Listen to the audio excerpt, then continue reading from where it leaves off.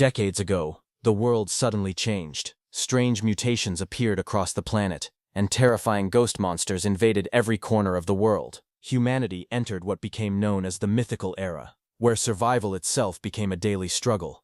As countless ghost monsters attacked cities, people had no choice but to fight back. During this time, humans discovered that they could awaken special professions.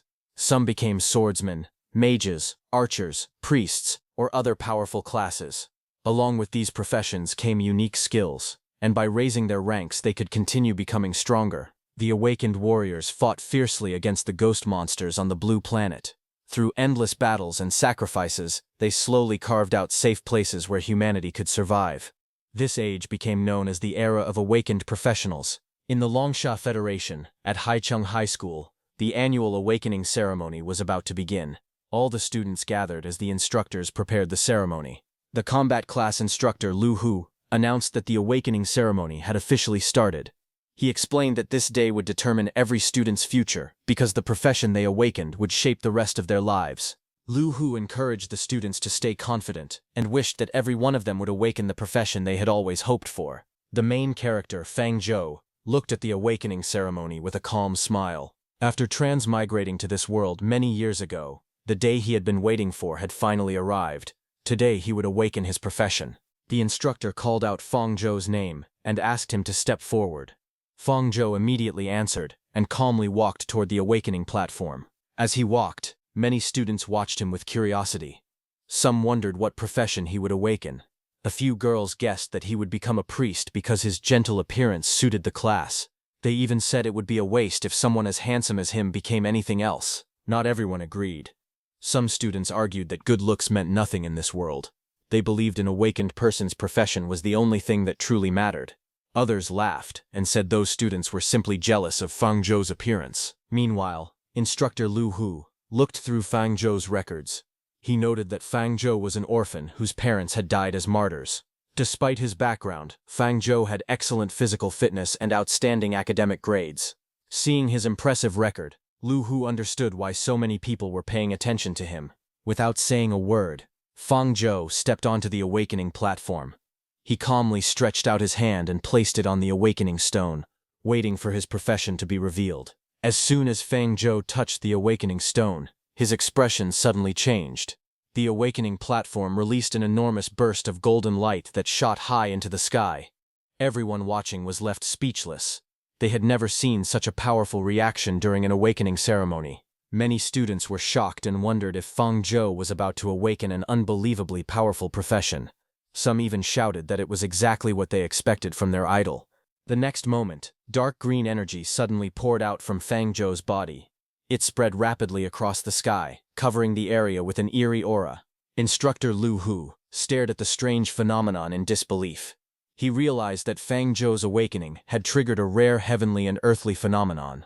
Lu Hu could not help wondering what incredible profession Fang Zhou had awakened. As the green energy continued to spread, a terrifying vision appeared in the sky. Countless undead creatures, skeleton warriors, ghostly spirits, and enormous monsters emerged from the darkness, as if an army from the underworld had answered Fang Zhou's awakening. As the strange vision continued, Fang Zhou found himself surrounded by countless undead beings. Skeleton warriors, ghostly mages, death knights, and terrifying monsters all seemed to acknowledge his presence. Dark energy swirled around him as if he were their ruler. The green aura grew even stronger, spreading across the sky, before finally settling down. A glowing notification then appeared before Fang Zhou, announcing that his awakening was complete. His profession had been successfully awakened as a necromancer. Fang Zhou looked at the message in surprise. He quietly repeated the name to himself and wondered if this was really his awakened profession. As the strange phenomenon disappeared, the crowd fell silent for a brief moment. Then, several students suddenly burst into laughter. They mocked Fang Zhou, saying that he had caused such a huge commotion only to awaken as a necromancer. Although the class was considered rare, they claimed it was one of the weakest combat professions. In their eyes, it had almost no future compared to other classes. The students continued laughing and said it was proof that academic excellence did not determine how strong a person's profession would be. But Fang Zhou remained calm despite everyone's ridicule. He knew that although necromancers appeared powerful, they had one fatal weakness. Their strength depended on having a close connection with the undead realm. The problem was that life and death naturally opposed each other. As living humans, almost no one could truly understand or connect with the undead realm. Because of that, most necromancers could never bring out the full power of their class. However, Fang Zhou was different. He opened his status panel and looked at his information. It showed that his name was Fang Zhou, his profession was Necromancer, his rank was Lower Apprentice, and his basic attributes were Strength 1, Constitution 1, Agility 1, and Spirit 2. Fang Zhou clenched his fist and quietly smiled. At that moment, a mysterious green notification suddenly appeared before him. It congratulated him for awakening the Undead Realm Experience System. Seeing the message, Fang Zhou became excited. He had finally received the special system he had waited 18 long years for. Looking at the glowing green orb floating before him, he realized that his greatest advantage had finally arrived. The system explained that Fang Zhou had unlocked the Undead Realm Experience System. It had automatically connected him to the Undead Realm and created an undead clone for him. Through this skeleton clone, Fang Zhou could explore the Undead Realm, devour other undead creatures, and level up to become stronger. The skeleton clone could also be summoned into the real world, but the system warned him that this experience carried unknown risks. Fang Zhou quickly understood how useful the system was. To a necromancer, being able to personally experience the undead realm was almost perfect. He smiled and immediately summoned his undead clone. A powerful skeleton clone appeared before him. Fang Zhou realized that this skeleton was his other body in the undead realm. The system explained that before summoning it into reality, he could briefly possess the clone and experience the undead realm through it. The system also told him that the skeleton clone could devour other undead creatures to increase its own attributes. Any undead creatures killed by the clone could also be summoned by Fang Zhou to fight in the real world. Hearing this, Fang Zhou became even more excited. As long as he killed enough undead creatures, he would have an endless supply of summons. From that moment on, the entire undead realm became his hunting ground. Fang Zhou decided that he would explore the undead realm another time. For now, he wanted to see his clone in the real world. He immediately ordered the system to summon the skeleton clone. The system accepted his command and began the summoning process. A large green magic circle appeared beneath them, and moments later, the skeleton clone stepped out into the real world. Fang Zhou carefully looked at the skeleton. He realized that this clone could be summoned directly whenever he wanted, making it his strongest summon at the moment. Meanwhile, the examiner called for the next student, Bai Xiaochan, to step forward for the awakening ceremony. As he looked at Fang Zhou, he could not help but sigh. He felt that Fang Zhou had great talent, but it was a shame that someone with such potential had awakened the necromancer profession. Some girls walked over to comfort Fang Zhou and told him not to feel discouraged. They believed that even as a necromancer, he could still achieve a legendary crown. They also admired the skeleton he had summoned, saying it looked very cool. Seeing this, the jealous boys became angry. They could not understand why girls still surrounded Fang Zhou even after he awakened such a weak profession. One of them complained that Fang Zhou was only getting attention because he was handsome. The blonde student felt especially annoyed. He believed Fang Zhou's skeleton summon was nothing impressive compared to his assassin profession. He suddenly remembered that novice necromancers could only summon a few skeletons a year. He thought that if he destroyed Fang Zhou's skeleton now, Fang Zhou's leveling speed would be greatly slowed down. With that thought, he secretly activated his skill. Silent Sleeve Arrow. A hidden arrow shot from his sleeve toward the skeleton clone. However, the skeleton clone immediately sensed the attack. It moved and disappeared from its place, dodging the hidden arrow. Fang Zhou, who had also seen the hidden arrow, remained calm. The blonde assassin was shocked when he realized the skeleton had disappeared. Before he could react, the skeleton clone instantly appeared behind him at incredible speed. In the next moment, the skeleton clone struck him across the face with a powerful mace, sending blood flying from his mouth and smashing him to the ground with tremendous force. The blonde student crashed onto the grass, covered in bruises and bleeding. He stared at the skeleton in disbelief, unable to understand how such a thing was possible. He had never imagined that a necromancer's skeleton could move so fast or possess such overwhelming strength. The blonde student slowly struggled to his feet, while holding his injured face.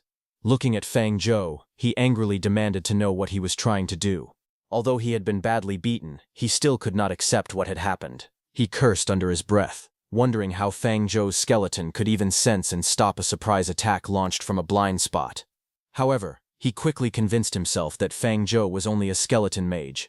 No matter how powerful his summoned skeleton was, he believed Fang Zhou's real body had to be weak. With that thought, the blonde student suddenly rushed straight toward Fang Zhou. He stretched out his hand and shot another hidden arrow, determined to kill him before the skeleton could interfere. However, Fang Zhou calmly caught his attacking arm before the blade could touch him. Then he pulled the blonde student to his side with full speed while gathering energy in his hand. Fang Zhou looked at him with a cold smile and said that he had greatly overestimated his own abilities. The next moment, Fang Zhou threw a powerful punch. Wrapped in crackling energy, his fist slammed into the blonde student's body with tremendous force. The impact sent the attacker flying through the air before he crashed heavily onto the ground. Blood spilled from his mouth as he rolled across the grass. The surrounding students were left speechless. They stared in disbelief after watching Fang Zhou defeat Lu Renjia with nothing more than a single punch. Lu Renjia crashed to the ground, coughing up blood. His body was covered in injuries, and he could barely move after taking Fang Zhou's punch. Fang Zhou glanced at him with a bored expression. He said the fight was too boring and turned around to leave, with his skeleton summon following behind him. Just then, Teacher Lucy arrived, after hearing the commotion, and asked what had happened. The nearby students quickly explained that Lu Renjia had tried to launch a sneak attack on Fang Zhou, but Fang Zhou had defeated him instantly with a single punch. They were shocked because everyone believed a necromancer's main body was weak, yet Lu Renjia had not been able to defeat Fang Zhou at all. Hearing everyone praise Fang Zhou made Lu Renjia even more furious. Supported by his classmates, he glared at Fang Zhou with hatred. Before leaving, Lu Renjia shouted that Fang Zhou should just wait because he would take revenge one day. Fang Zhou ignored the threat completely and calmly walked away as the crowd continued talking about the unbelievable battle. After leaving the arena, Fang Zhou returned to a quiet place where no one would disturb him. Standing beside his powerful skeleton, he called out to the system. He decided it was finally time to experience the undead realm. The system immediately appeared and asked whether he wanted to begin the undead realm experience. Fang Zhou knew that entering the undead realm would help him understand that mysterious world much better. Since it was a mandatory training course for necromancers, he had to enter sooner or later. He also knew that if luck was on his side, he could devour other undead creatures there. There was no better way for a necromancer to increase his strength. Even so, Fang Zhou understood that the journey would not be easy. The undead realm was filled with extremely dangerous creatures, and no one could predict who would become the hunter and who would become the prey. In that place, risks and rewards always existed together. After making up his mind, Fang Zhou ordered the system to start the undead realm experience. The system acknowledged his request and asked him to wait while it made the necessary preparations. Fang Zhou smiled to himself. He had waited 18 years for this system, and there was no way he would waste such a valuable opportunity to become stronger. A few moments later, the system announced that the preparations were complete. It warned him that the undead realm experience carried an unknown level of danger and asked him one last time whether he wished to proceed. Without any hesitation, Fang Zhou calmly chose to confirm. As soon as he confirmed his decision, a dark green portal surrounded him. In the next instant, he was transported into the mysterious undead realm. When he opened his eyes, he found himself standing in a lifeless world beneath a blood-red sky. The land was covered with broken rocks, skulls, dead trees, and graves. Everything around him was silent and filled with the aura of death. In the middle of that place, Fang Zhou had turned into a skeleton that looked exactly like the one he had summoned before. Looking at his body, he wondered if this was the undead realm experience. Curious, he checked his information. The skeleton was only an apprentice-rank clone with very low attributes. However, it possessed an innate ability called skeletal armament. This skill allowed skeletons to use bones to strengthen themselves and forge weapons and equipment. Fang Zhou quickly realized that this was the same ability his summoned skeleton had used during the previous battle. He immediately understood how valuable this skill was. To improve his chances of survival, Fang Zhou decided that the skeleton should forge a weapon before facing any enemies. However, before it could begin, loud growls echoed through the area. Several fierce wolves with glowing red eyes suddenly appeared from the darkness and charged straight toward him, ready to tear him apart. The two wolves attacked Fang Zhou almost the moment they appeared. Their speed caught him completely by surprise. Watching through the skeleton's eyes, Fang Zhou immediately realized that the undead realm was far more dangerous than he had expected. Hidden threats could appear at any time without warning. Suddenly, a skeleton hand came out of the ground and grabbed Fang Zhou's leg. Before he could understand what was happening, a two-headed wolf attacked him. Fang Zhou panicked a little after seeing that one of his legs had become tangled, making it difficult to move. Thinking quickly, Fang Zhou used all his strength and pulled out the skeleton that was grabbing his leg from the ground. As the two-headed wolf jumped to attack him, he threw that skeleton at the wolf. The skeleton hit the two-headed wolf with a solid impact, but the attack had almost no effect, and only the skeleton was destroyed. Seeing that, Fang Zhou immediately realized that controlling the skeleton's body in real combat was much harder than he had expected. The two-headed wolf kept attacking from different directions, giving Fang Zhou almost no chance to fight back. Fang Zhou knew the battle could not continue like this, or he would eventually lose. While dodging its attacks, he suddenly noticed a pile of scattered bones lying nearby. An idea immediately came to Fang Zhou's mind. The two-headed wolf charged forward once again with its jaws wide open, ready to tear Fang Zhou apart. Instead of retreating, Fang Zhou calmly raised his hand and activated his innate skill, skeletal armament. At once, the scattered bones on the ground began to gather and turned into a bone axe. Without hesitation, he charged at one of the wolves and swung his newly forged weapon with full force, shouting for it to die. The powerful slash struck one of the wolf's heads and sent it flying backward. The wounded wolf's second head quickly regained its balance and lunged at Fang Zhou again, biting his hand. At that moment, Fang Zhou in the real world suddenly felt a sharp pain in his own arm. Seeing that, Fang Zhou frowned and realized that every injury the skeleton received inside the undead realm was also transferred to his real body. This discovery made him understand that the system was far more dangerous than he had first imagined. Even so, Fang Zhou remained calm. Looking at the dead head of that wolf, he said that since this head was already dead, it should serve him. Saying that, he grabbed the dead wolf's head and pulled it out of the wolf's body along with its skeleton. Fang Zhou's blue soul fire burned even brighter as he raised that wolf's skeleton and activated its innate skill, skeletal armament. Once again, bones gathered together and quickly formed a long bone whip with a wolf skull attached to its end. Gripping the weapon tightly, Fang Zhou swung it with incredible speed. The bone whip spun through the air like a storm. It struck the remaining wolf head across the body, tearing open a deep wound. Fang Zhou controlled the whip with surprising precision, changing its direction in mid-air and launching another powerful strike. Every attack became faster and more accurate as he continued attacking, and finally he killed it. Exhausted, he then sat quietly among the bodies of the fallen wolves, breathing heavily after the fierce battle. Looking at the destroyed battlefield, he realized that skeletal armament was even more useful than he had expected. He understood that the system had granted him a truly powerful skill. Just then, a strange blue flame suddenly rose from one of the dead wolves and floated into the air. Fang Zhou noticed it immediately and stared at it in confusion, wondering what it was. As the blue flame drifted closer, Fang Zhou suddenly felt an intense hunger growing inside his body. The feeling became stronger with every passing second, making it difficult to ignore. Then a strange instinct took over. A voice deep inside urged Fang Zhou to devour the blue flame, absorb its power, and evolve into something even stronger. Blue energy began to surge around Fang Zhou as he instinctively reached out toward the mysterious flame. He opened his mouth and swallowed the blue soul flame without hesitation. The moment he absorbed the flame, a green system screen appeared before his eyes, announcing that one of his attributes had been upgraded. He quickly checked his status and saw that his strength had increased from 1.0 to 1.1. Fang Zhou realized that this increase was most likely the effect of his skeletal armament skill. At the same time, the system displayed a new stat called Soul Power, which had increased to 0.1. Curious, he wondered what soul power could be used for. The system immediately explained that soul power was converted from soul energy and had many uses. It could help deduce new skills, increase a person's potential, and enhance equipment. After reading the explanation, Fang Zhou finally understood the true purpose of soul power. To gain more of it, there was only one path ahead. He had to continue exploring the world, hunt down his enemies, devour their souls, and keep evolving into a stronger undead being. Fang Zhou realized that as long as he kept hunting and devouring stronger enemies, he could continue growing without limits.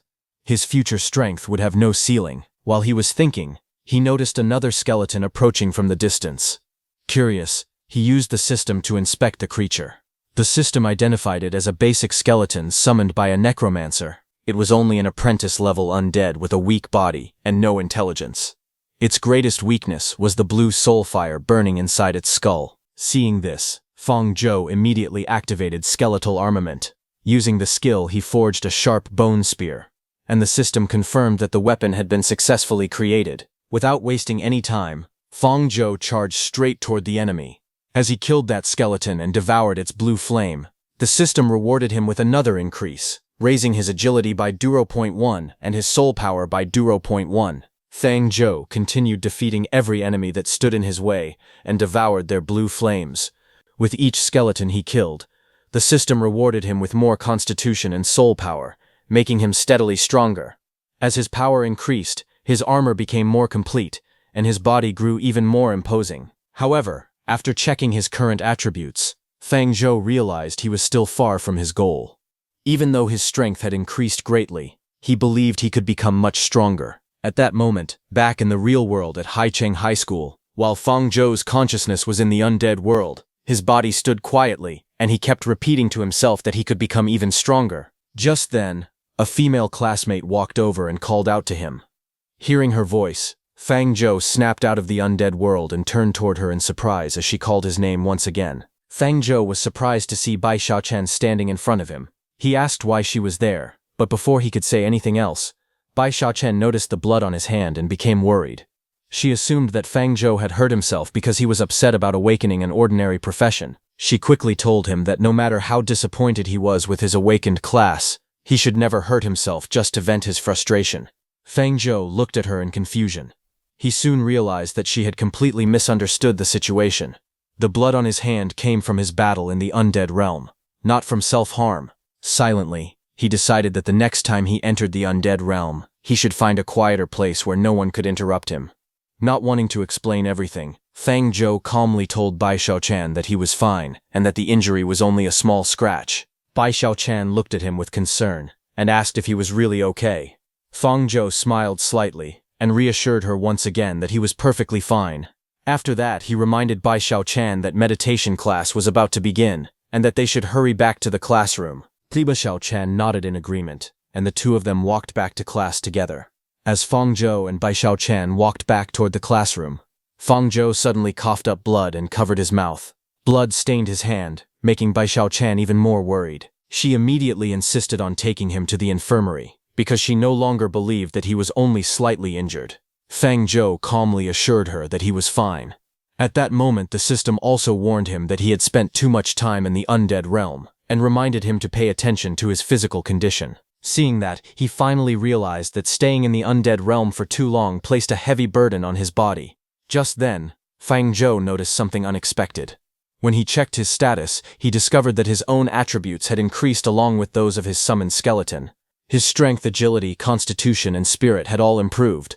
His attention then shifted to a newly unlocked ability called Deducible Skill. Feng Zhou became excited as he studied the new skill. He wondered if it meant he could become like the top awakened experts. If the skill truly worked the way he imagined, then he might even be able to create completely new skills of his own. At Haicheng High School's teaching building, the students gathered for their meditation class. Once everyone was seated, the instructor introduced herself as Shen Hongyu, the teacher in charge of the meditation class, and a silver lower fire mage. Shen Hongyu then handed each student a basic meditation manual that matched their awakened profession.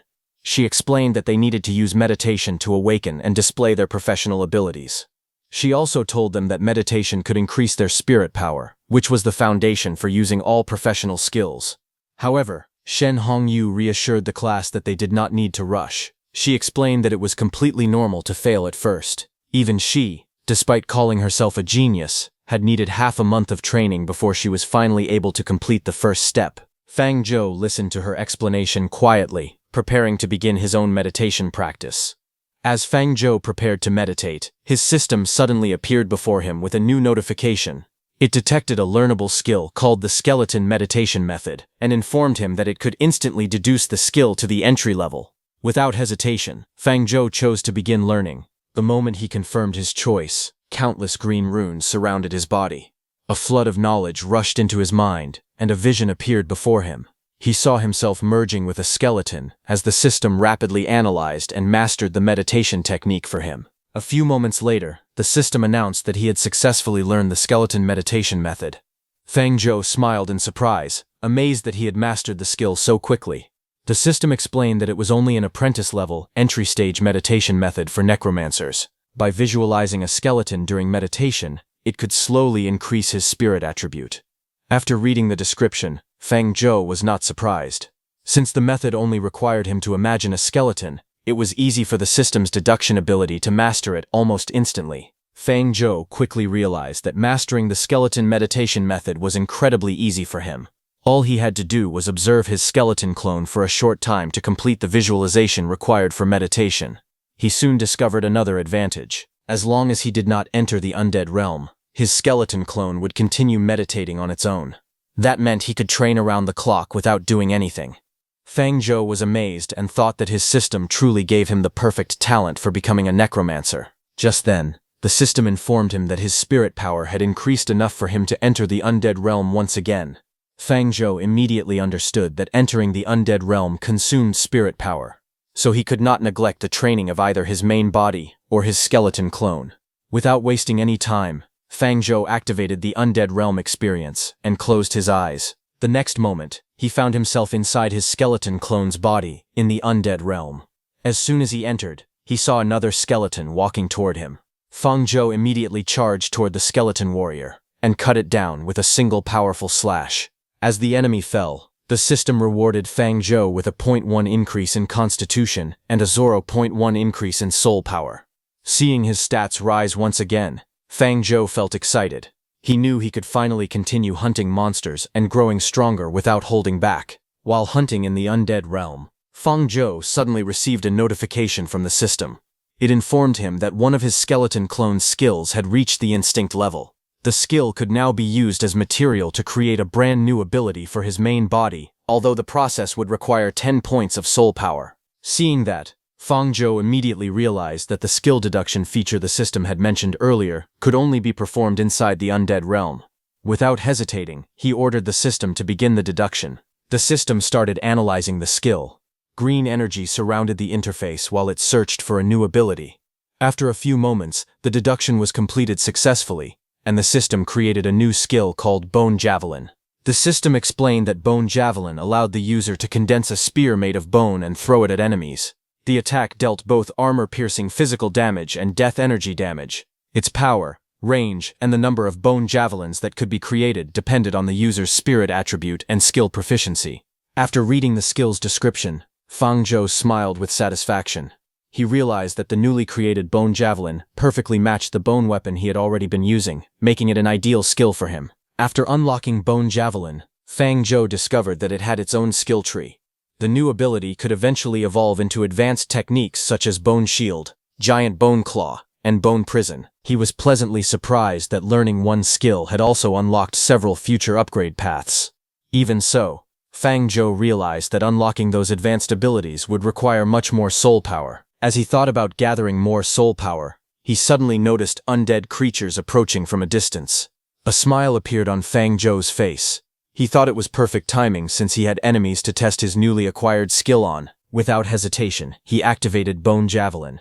A massive spear made of glowing bone condensed in the air before shooting toward the undead at incredible speed.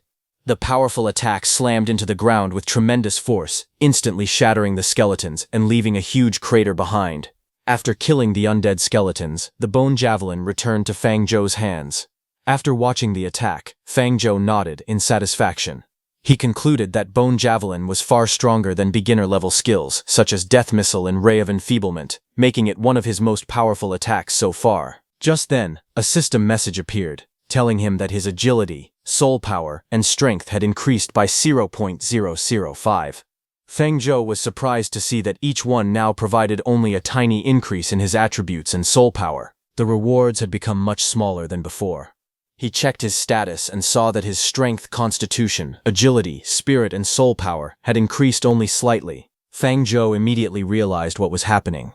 The system would not allow him to endlessly farm weak undead for easy rewards. Instead, it was forcing him to explore deeper into the undead realm, where stronger and more dangerous enemies awaited. However, Feng Zhou still could not obtain the bone essence he needed. Since that material had not appeared yet, he decided to keep hunting and devouring low-level undead until he gathered enough resources. Back in the real world, meditation class was still in progress.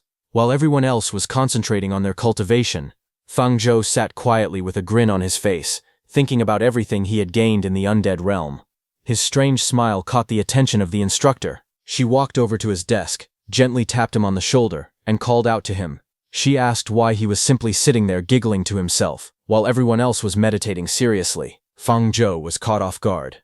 Embarrassed, he looked at the instructor and awkwardly tried to explain himself. But before he could say anything, Lu Renjia told the teacher that Fang Zhou simply could not meditate successfully. Another student argued that rare professions were supposed to have better meditation effects. However, someone quickly corrected him, explaining that it depended on the profession. He pointed out that necromancers were extremely rare, and because almost no one had ever awakened as one, their skeleton meditation method was incomplete.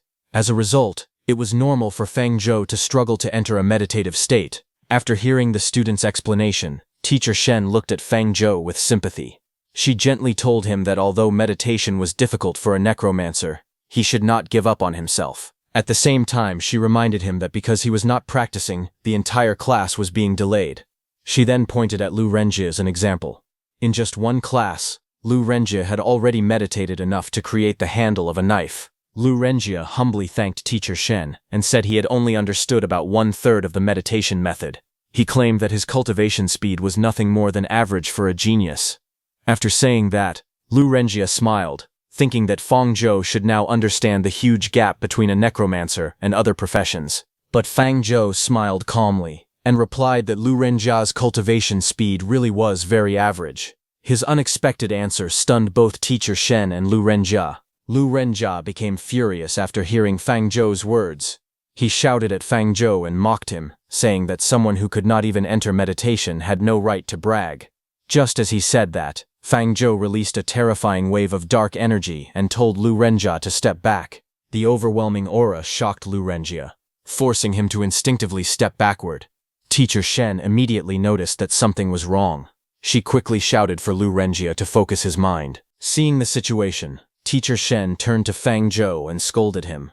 She reminded him that meditation class was for learning meditation, not for fighting. She told him to save any aggressive behavior for combat class instead. Fang Zhou calmly explained that he had only wanted Lu Renjia to step aside so he could show Teacher Shen his true meditation progress. Hearing that, the entire classroom fell silent. The students looked at Fang Zhou in disbelief and wondered if he had actually succeeded in entering meditation. However, some of them dismissed the idea, saying that even if he had succeeded, he had probably only reached 1/10 of the entry stage. Meanwhile, Bai Shaochan quietly looked at Fang Zhou, curious to see what he was about to reveal. Fang Zhou then activated the first stage of the skeleton meditation method. Instantly, a powerful wave of dark energy burst out from his body and spread throughout the classroom like a storm. The terrifying aura shook the entire room, causing everyone to stare at him in shock. Lu Renjia and the other students were left speechless. Their eyes widened as they watched the overwhelming energy surround Fang Zhou. Even Teacher Shen was stunned. She could hardly believe that Fang Zhou had reached the entry stage of the skeleton meditation method in the time of a single class. It was something she had never expected to witness. Fang Zhou stood calmly beneath the dark aura with a faint smile and said that compared to an average genius, he was probably 100 million times more talented. After sensing Fang Zhou's meditation aura, Instructor Lu entered the classroom. He praised Fang Zhou's progress and said he had done very well with the meditation method. He then said that if that was the case, they would have a test tomorrow. Hearing that, Fang Zhou looked at him in surprise and wondered why there would be a test so soon. The other students were equally shocked. Some complained that they had not even reached the entry stage of their meditation methods yet, while others questioned whether combat class was already beginning. Lu Renjia, however, smirked confidently. He mocked Fang Zhou, saying that combat class was completely different from meditation. He declared that once the test began, Fang Zhou, whom he called a weak skeleton mage, would no longer be able to keep pretending.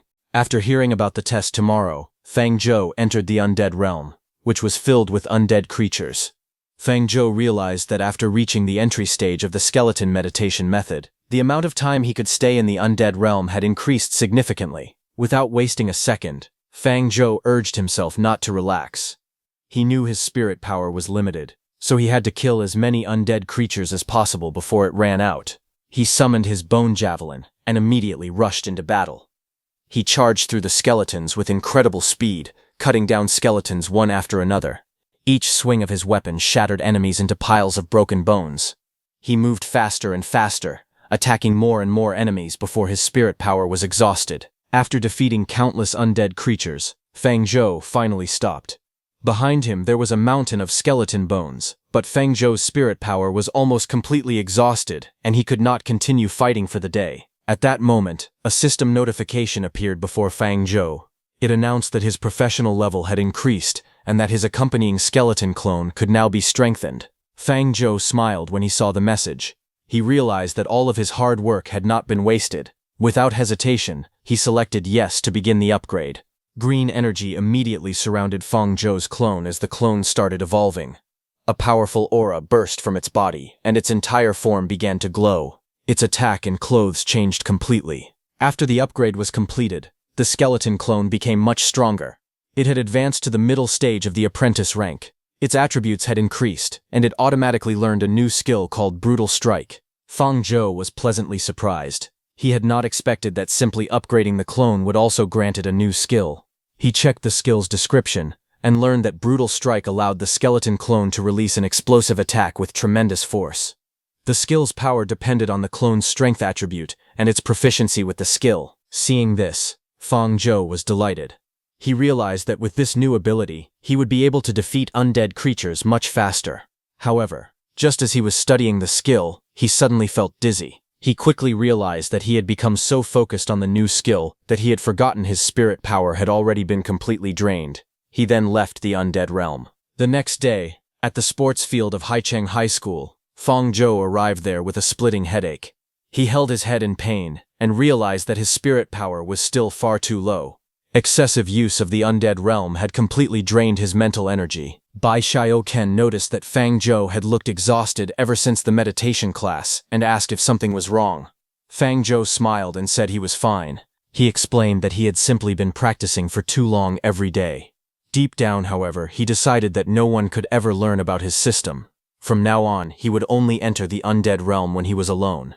Just then, Lu Renjia, along with some other students, arrived there and mocked Fang Zhou. They laughed that the necromancer profession was useless, and said he became weak after meditating for only a little longer. They also claimed that reaching the entry stage of the meditation method meant nothing because true strength was what really mattered. Bai Xiaochen could no longer stay silent. She stepped forward and told them to stop bullying him, pointing out that Fang Zhou had never done anything to offend them. However, Lu Renjia simply shrugged and insisted that he was only telling the truth. Irritated, Fang Zhou mockingly asked whether Lu Renjia wanted to get beaten up again. Hearing that, Lu Renjia became furious and shouted that he was no longer the same person he had been a week earlier. As he drew his blade with a confident grin, he revealed that he had already learned a professional skill. He arrogantly declared that defeating Fang Zhou would only take a single move. But just then, Teacher Lu appeared there and shouted for everyone to stop. The students immediately fell silent and greeted him respectfully. Teacher Lu sternly reminded Lu Renjia that the school taught them skills to fight vicious ghosts in the future, not to fight each other. Hearing his warning, Lu Renjia immediately lowered his head and admitted his mistake. Teacher Lu then turned to Fang Zhou. He said he had already seen Fang Zhou's meditation class results and told him that he also needed to work hard in combat class. Fang Zhou nodded and agreed without hesitation. As Teacher Lu walked away, Fang Zhou realized that the teacher seemed to be intentionally looking out for him. He quietly wondered why Teacher Lu was treating him with such special care. A moment later, Teacher Lu ordered everyone to gather on the sports field. The students quickly responded and rushed over, answering loudly that they understood. Teacher Lu then instructed one of the assistants to bring all the training equipment. The assistant immediately agreed and went to carry out the order. The students looked curiously as a large covered object was brought onto the sports field. They wondered what it was. Teacher Lu removed the cover and revealed an apprentice-level test golem. He explained that the golem was used to measure a student's attack power and defense. According to him, its strength was based on the weakest abyss demon, the Impia. It had an attack power of 100 and a defense of 100, meaning a person needed at least 100 defense to block an imp's sharp claws head-on. One student noticed that the test golem looked old and worn out. He wondered if it could be broken during the test. Teacher Lu laughed and firmly replied that no new student had ever managed to destroy one of these golems. He then announced a challenge. If any student could destroy a golem using their own strength, he would personally apply for a reward of 20 alliance contribution points on that student's behalf. The students immediately became excited. They were amazed by the generous reward and cheered loudly, saying they finally had a good reason to give the test their all. Feng Zhou knew that alliance contribution points were extremely valuable. In this world, they worked like money and could be used to buy equipment, items, and powerful skills. As soon as Teacher Lu announced the test, many students eagerly volunteered to go first. Teacher Lu told everyone to line up one by one and explained that the common profession students would take the test first. The first student stepped forward and gathered flames around his hands. He cast a fireball and launched it at the test golem. The attack exploded on impact, but the golem remained standing. After checking the result, Teacher Lu announced that the student's attack score was only 48. He told him that he still needed much more practice. The student was shocked because the spell had felt much stronger than the score suggested. Next, another student rushed forward with a sword and unleashed a powerful skill called Crippling Strike, but he got only 41 points. The next student stepped forward with a bow and used the skill Petrifying Arrow. The glowing arrow shot toward the test golem, but even after the attack, the result was still 50. After every student with a common profession had finished, Teacher Lu announced that it was now the turn of the students with special professions to come onto the stage one by one. The common profession students sighed in disappointment. None of the common professions had managed to score higher than 60. They finally understood why Teacher Lu had confidently offered 20 alliance contribution points as a reward. They believed there was no way any of them could earn it. At the same time, they became curious to see what scores the students with hidden and special professions would achieve. Meanwhile, Feng Zhou quietly thought about his own abilities. He realized that almost all of his attack power currently came from his summoned skeleton. He wondered whether the test golem would count the damage dealt by his skeleton together with his own attack power. Lu Renjia noticed Feng Zhou's hesitant expression and mocked him. He confidently said that Feng Zhou's attack power was probably at the very bottom. Feng Zhou simply looked at him in confusion. Lu Renjia then drew his weapon and charged toward the test golem. With a confident grin, he declared that now that he had learned a skill, he would show Feng Zhou the huge gap between their abilities. Lu Renjia used his hidden profession skill, Phantom Dagger, and slashed the test golem. After the attack, the golem displayed an attack score of 80. Teacher Lu announced that Lu Renjia's attack capability was 80. Proud of his result, Lu Renjia boasted that this was the true power of the hidden profession, Phantom Assassin. However, Bai Xiaoqin immediately asked him what he was so proud of, saying he was not the only one who had awakened a hidden profession. Teacher Lu then called out, asking Yi Fan to come forward for his test. Yi Fan confidently stepped onto the field. The surrounding students remembered that Yi Fan had awakened the hidden profession Demon Hunter.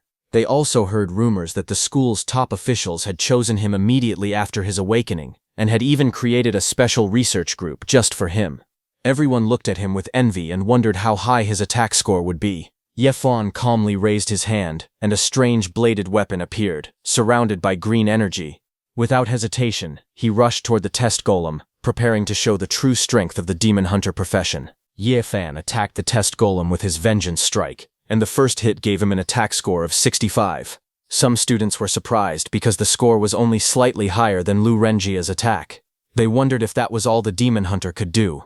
However, Ye Fan declared that it was not over yet. He continued attacking without stopping, and each strike increased the golem's recorded value.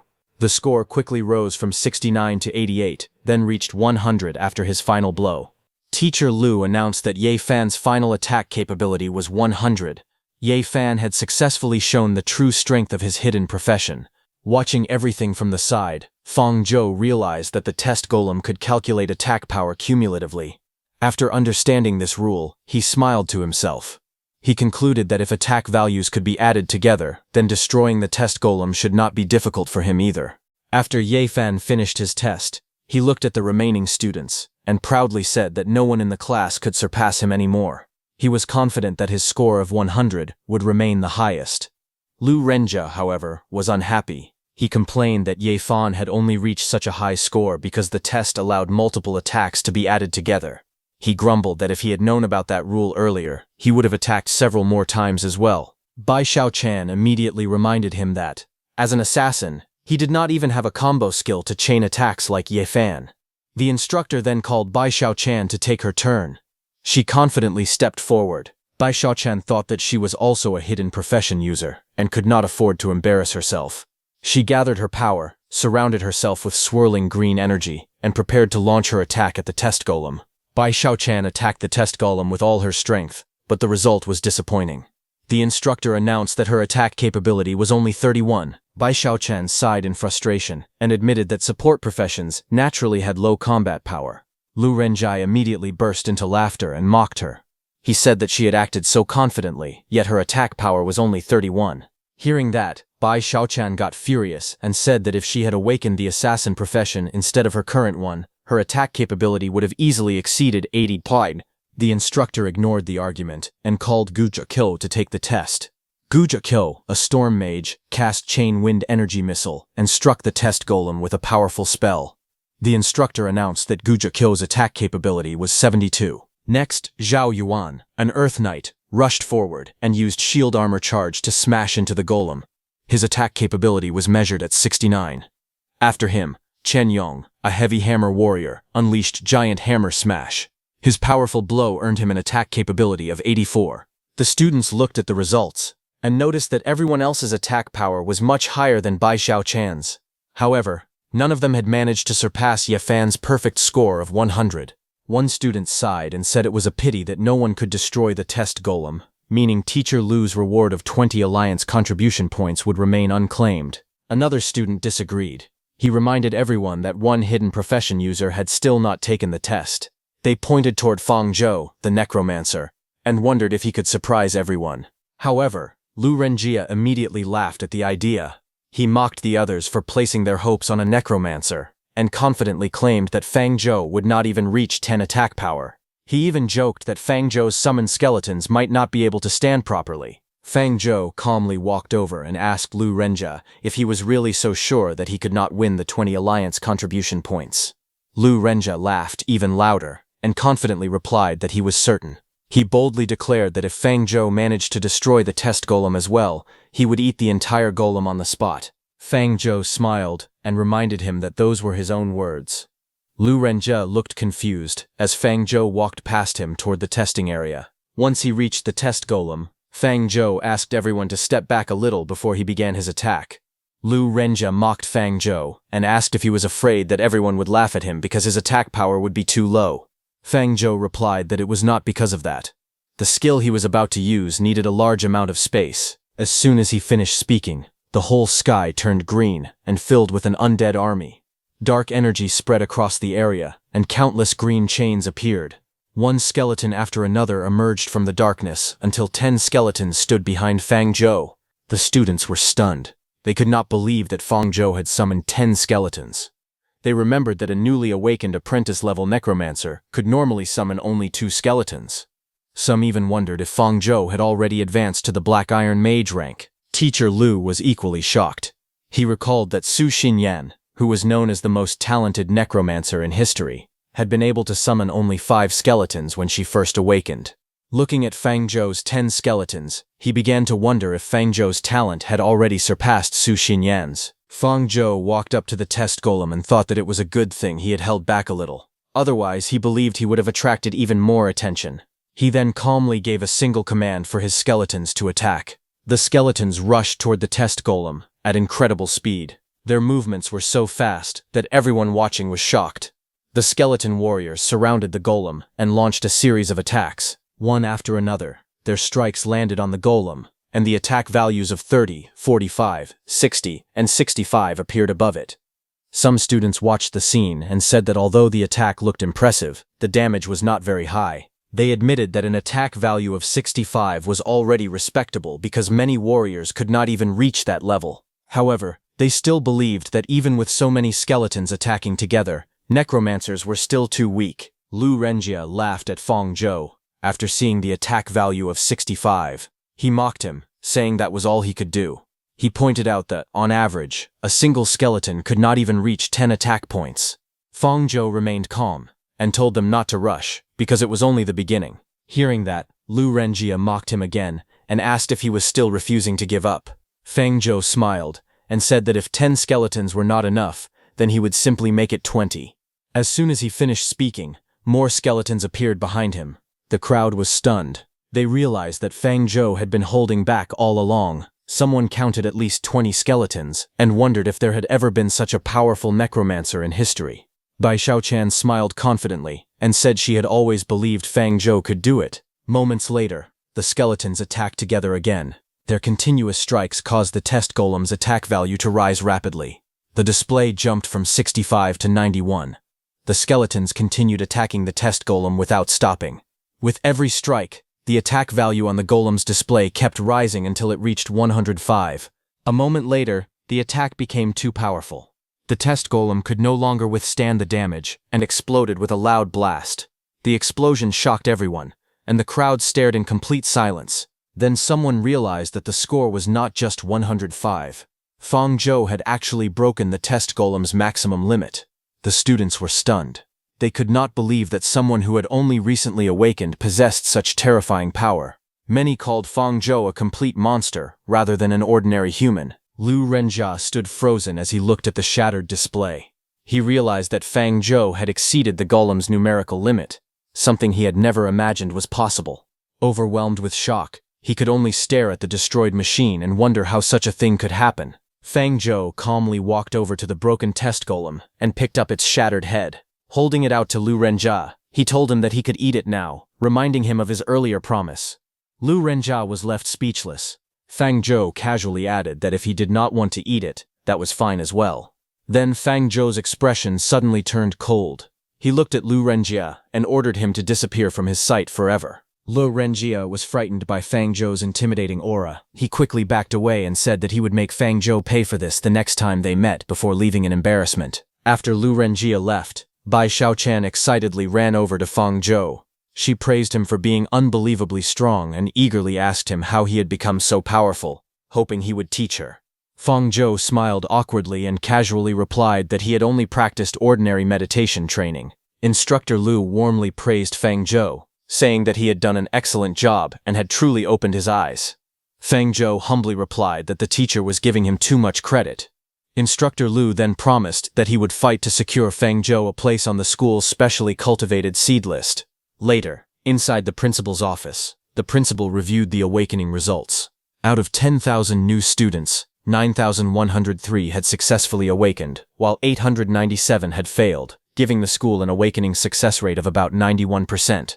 He continued reading the report and noted that there were 85 students with rare professions. These included Zhao Yuan, an earth knight, Bai Xiaochan, a chanting string user, Gu Jiqiad, a storm mage, Ye Fan, a demon hunter, and several others. The principal nodded with satisfaction and thought that all 85 rare profession users could be placed directly into the school's specially cultivated seed list. However, when he came to Fang Zhou's profile, he frowned. Seeing that Fang Zhou's class was Necromancer, he believed it had no future.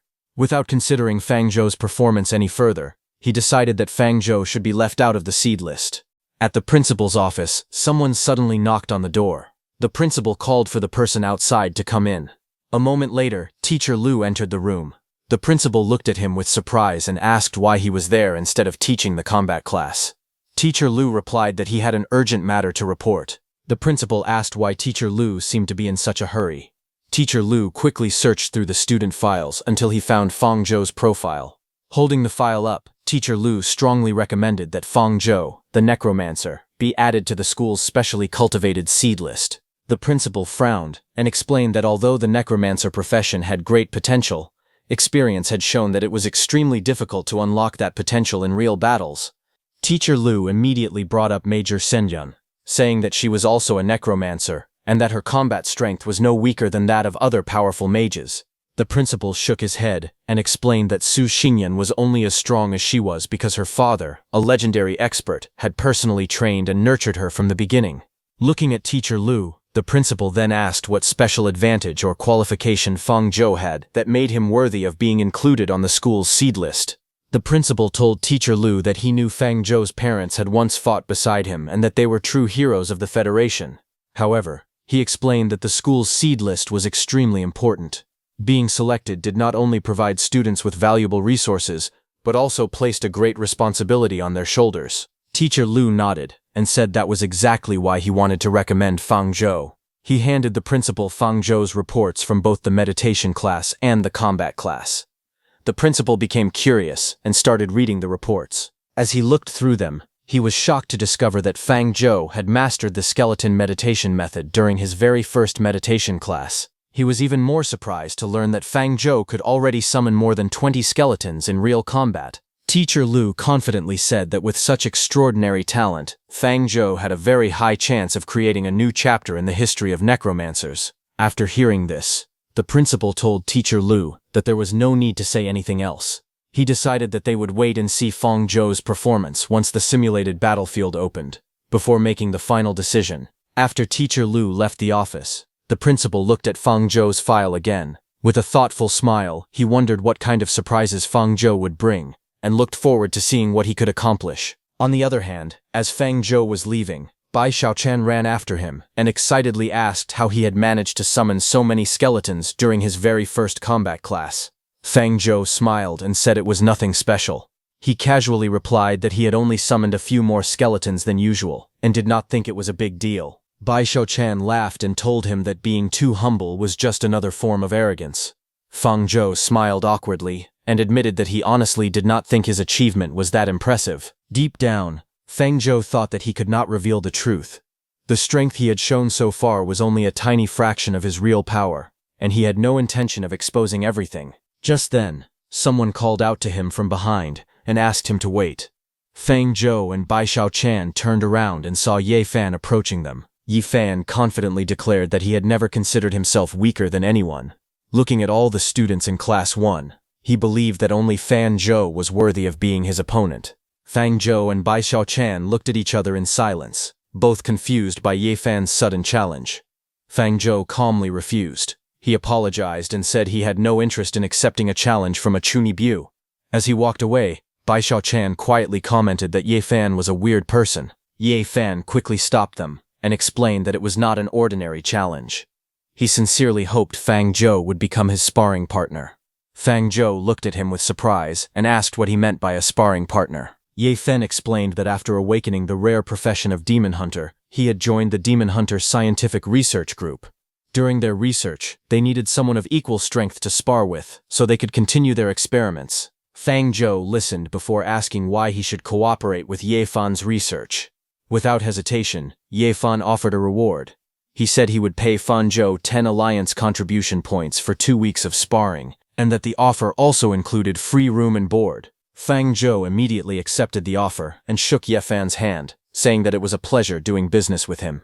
Ye Fan smiled happily and said he had expected nothing less from the rival he had chosen. Bai Xiaochan was completely shocked that Fang Zhou had agreed so easily. Ye Fan then excitedly told Fang Zhou to come with him right away. As they followed Ye Fan, Bai Xiaochan asked Fang Zhou if he had really agreed to work with that strange guy just like that. Fang Zhou smiled and replied that 10 alliance contribution points were a lot, so there was no reason to refuse. At the same time, Fang Zhou thought to himself that the people waiting for him at home would probably need those contribution points very much. A moment later, Fang Zhou asked if Ye Fan came from a rich family because he was spending contribution points so generously. Bai Xiaochan shook her head and explained that Ye Fan was not a rich kid. She said those contribution points had only been advanced to him by the Research Association. Surprised, Fang Zhou asked if the Research Association was really that generous. Bai Xiaochan explained that it was only in advance. Ye Fan would eventually have to repay all of those contribution points later. As they watched Ye Fan run ahead, Bai Xiaochan told Fang Zhou that with the way Ye Fan spent contribution points, he would probably still be paying off his debt even 20 years after graduation. Fang Zhou finally understood why Ye Fan could spend so freely. A short while later, Ye Fan stopped in front of a large building and excitedly called for them to come inside. After entering, Ye Fan proudly introduced the place as the laboratory of the Demon Hunter Research Group and asked Fang Zhou what he thought of it. Fang Zhou looked around the well-equipped laboratory and was impressed. He thought that rare profession holders were truly treated exceptionally well. At that moment, a man with a mechanical arm greeted them. He introduced himself as Chen Chengshan, a silver-level Gale Ranger, and the person in charge of the Demon Hunter Research Association. Fang Zhou politely greeted Professor Chen. Looking at Professor Chen's hand, Fang Zhou could tell that although Professor Chen was now a logistics researcher, he still carried the powerful aura of someone who had fought on the front lines for many years. As they walked through the laboratory, Professor Chen explained that another senior demon hunter had recently earned the legendary crown in the Abyss Mystic Realm. That hunter had even defeated an Abyss Lord, proving his overwhelming combat strength. Because of Ye Fan's demon hunter profession and its great potential, Haicheng Military Academy had attached great importance to him. To help him grow stronger, they had established a special scientific research group dedicated to developing his abilities. Professor Chen then turned to Feng Zhou and said that he had already reviewed his records as well. He added that if Feng Zhou was interested, the association could also create a small research group specifically for him. Feng Zhou quickly waved his hands and politely refused the offer. Inwardly, he thought that he did not want to end up paying off debt for 20 years after graduation, just like Ye Fan was expected to do. Professor Chen did not mind Feng Zhou's refusal. Instead, he suggested that they begin the real combat research. He then led everyone to a large training arena built inside the laboratory. He explained that the research group had already prepared strict safety measures.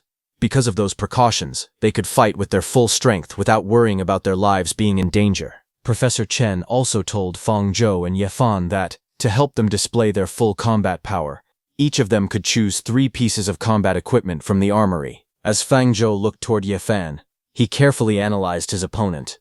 He knew that Ye Fan was not weak. His incredible speed and powerful burst attacks were a perfect counter to Feng Zhou's summoned skeletons. Wanting to improve his chances, Feng Zhou decided it was time to use his skill deduction ability to strengthen his own combat power. He focused on his skills and upgraded Summon Skeleton, while also improving Bone Javelin to level 2 and unlocking Bone Shield at level 1. Meanwhile, Ye Fan picked up his bladed bow and calmly said that he had recently mastered the weapon mastery skill for the bladed bow. Confident in his strength, he declared that even if Feng Zhou summoned 20 skeletons, it still would not be enough to defeat him. Feng Zhou simply smiled and replied that Ye Fan might be right.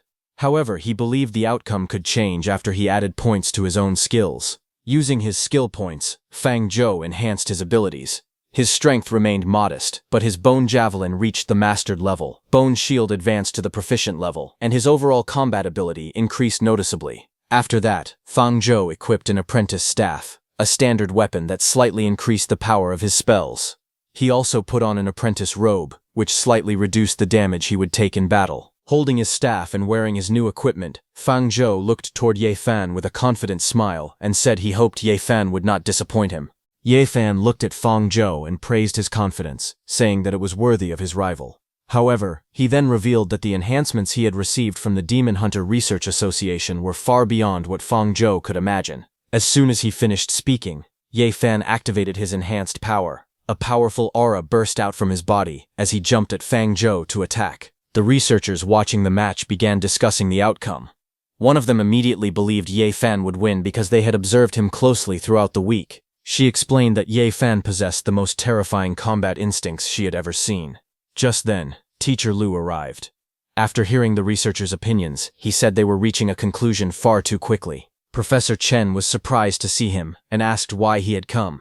Teacher Lu replied that 2 of his best students were about to fight each other, so as their teacher, he naturally wanted to watch the match. When Professor Chen then asked Teacher Lu if he truly believed Feng Zhou could defeat Ye Feng, Teacher Lu answered without hesitation that he did. However, Professor Chen did not agree and said that although Feng Zhou could summon many skeletons, he was still a mage with a fragile body. He believed that his physical weakness had not changed. He also revealed that Ye Fan had mastered an extremely powerful displacement skill the previous day and hinted that it might surprise everyone. Hearing this, Teacher Lu became interested and watched the battle more closely. In the arena, Ye Fan suddenly rushed forward and attacked Feng Zhou at incredible speed. Feng Zhou dodged quickly and realized that Ye Fan's close-range combat ability was extremely dangerous. He immediately backed off and decided to keep as much distance as possible instead of fighting him head-on. However, Ye Fan smiled confidently and told Feng Zhou that keeping his distance would not keep him safe. He then activated his newly learned skill, Demon Hunting Arrow. Blue energy arrows instantly formed in his hand and shot toward Feng Zhou. Seeing this, Feng Zhou raised his staff and immediately began casting Summon Skeleton. A glowing magic circle appeared beneath him as green energy surrounded the area. Immediately, several skeleton warriors rose from the ground. Those skeletons blocked Ye Fan's demon hunting arrows with their bodies. Seeing this, Ye Fan quickly realized that allowing Feng Zhou to keep summoning would only make the battle harder. He decided that he had to interrupt Fang Zhou's summoning rhythm before more skeletons could appear. He shot multiple blue energy arrows. Those arrows rained down, striking the magic circle beneath Fang Zhou. The attack disrupted the summoning process and prevented another skeleton from being fully summoned. Ye Fan did not stop there and immediately shot many arrows at Fang Zhou. Fang Zhou jumped to the side and narrowly avoided the barrage of arrows. Sweat appeared on his face as he dodged one attack after another. Fang Zhou quickly placed his hand on the ground and formed another magic circle. Green energy spread across the arena as he successfully cast Summon Skeleton once again. Several new skeleton warriors rose from the ground and formed a defensive wall around him, blocking Ye Fan's incoming blue energy arrows. Watching the battle from above, Professor Chen smiled and admitted that the younger generation was truly impressive. He said that even if Fang Zhou lost to Ye Fan, his performance alone was enough for him to approve Fang Zhou's selection for the seed list. Instructor Lu shook his head and told Professor Chen not to celebrate too soon.